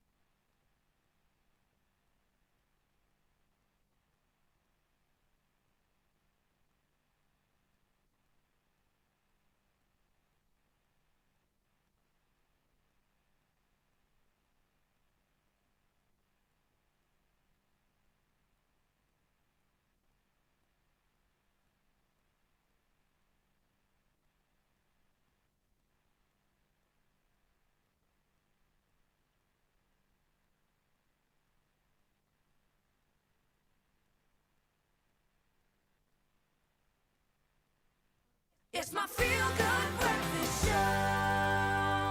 Mzansi, very important. Your dreams could take flight. Listen up. Powerball Plus sitting at a record-breaking 152 million rand today. That's what's sitting in our jackpot this Tuesday. 83 million for Powerball, 69 million for Powerball Plus. My little brain is blown. So please get your tickets. Go in-store with that smile on your face. Go nationallottery.co.za. Right now, you can use your cell phone banking app, or you can dial star 120 star 7529 hash for the USSD. Just do it. Don't wait to make your shakshuka and then do it. Just do it. 152 million rand in total estimated jackpots in Powerball and Powerball Plus today. Good luck. Can we celebrate with a performance, We please? absolutely can. Josie, you know, we've got the food covered and you've got the entertainment going, so please go ahead. Don't hold back. I'm just going to take this one. Just take the whole thing.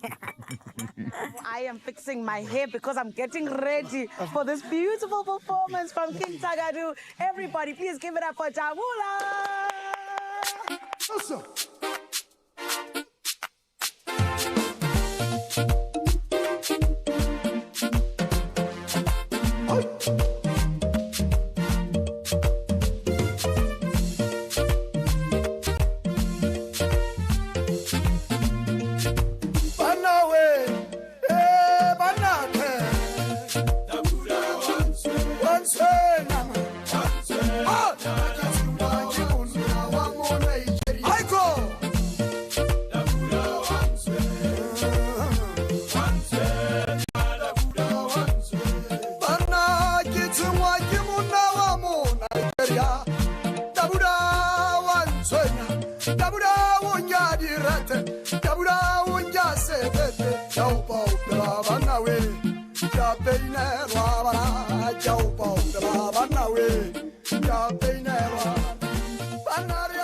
Another feel-good production.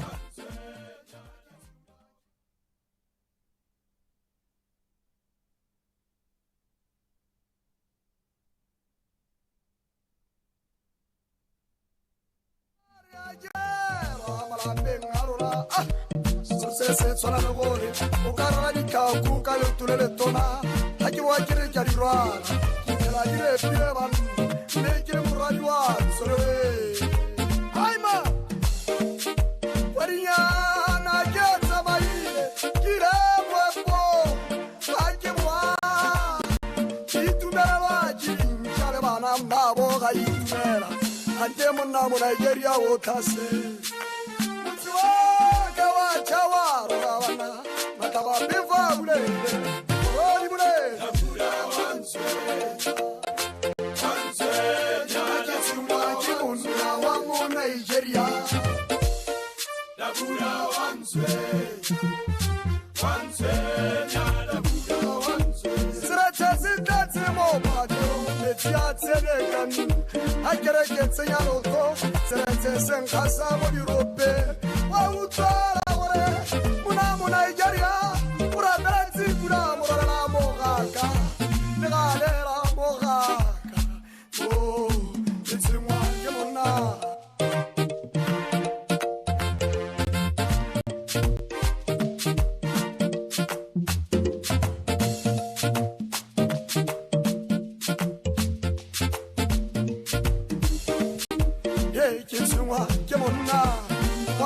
Nigeria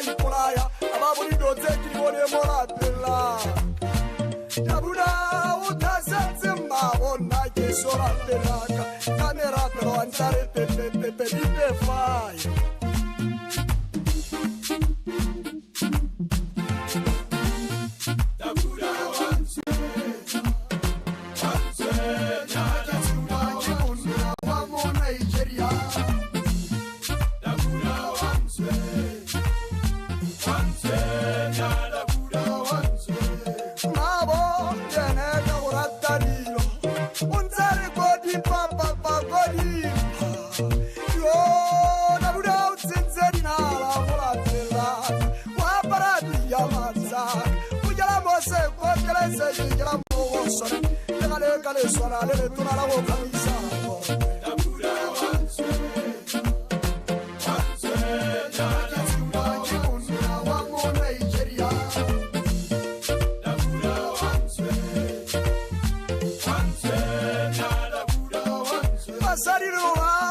itsabi loro twaetsa ba mahatsi a mangwe loro nyatsisa ka mera yemeu ka o ya ka sero temperekere le ba ile motswako basadi ba bangwe mahatseng a mangwe ga ba tlabi kirito le go rekisa tamatireta pole ba lesa menoto dira madi a papa go tabura wantswe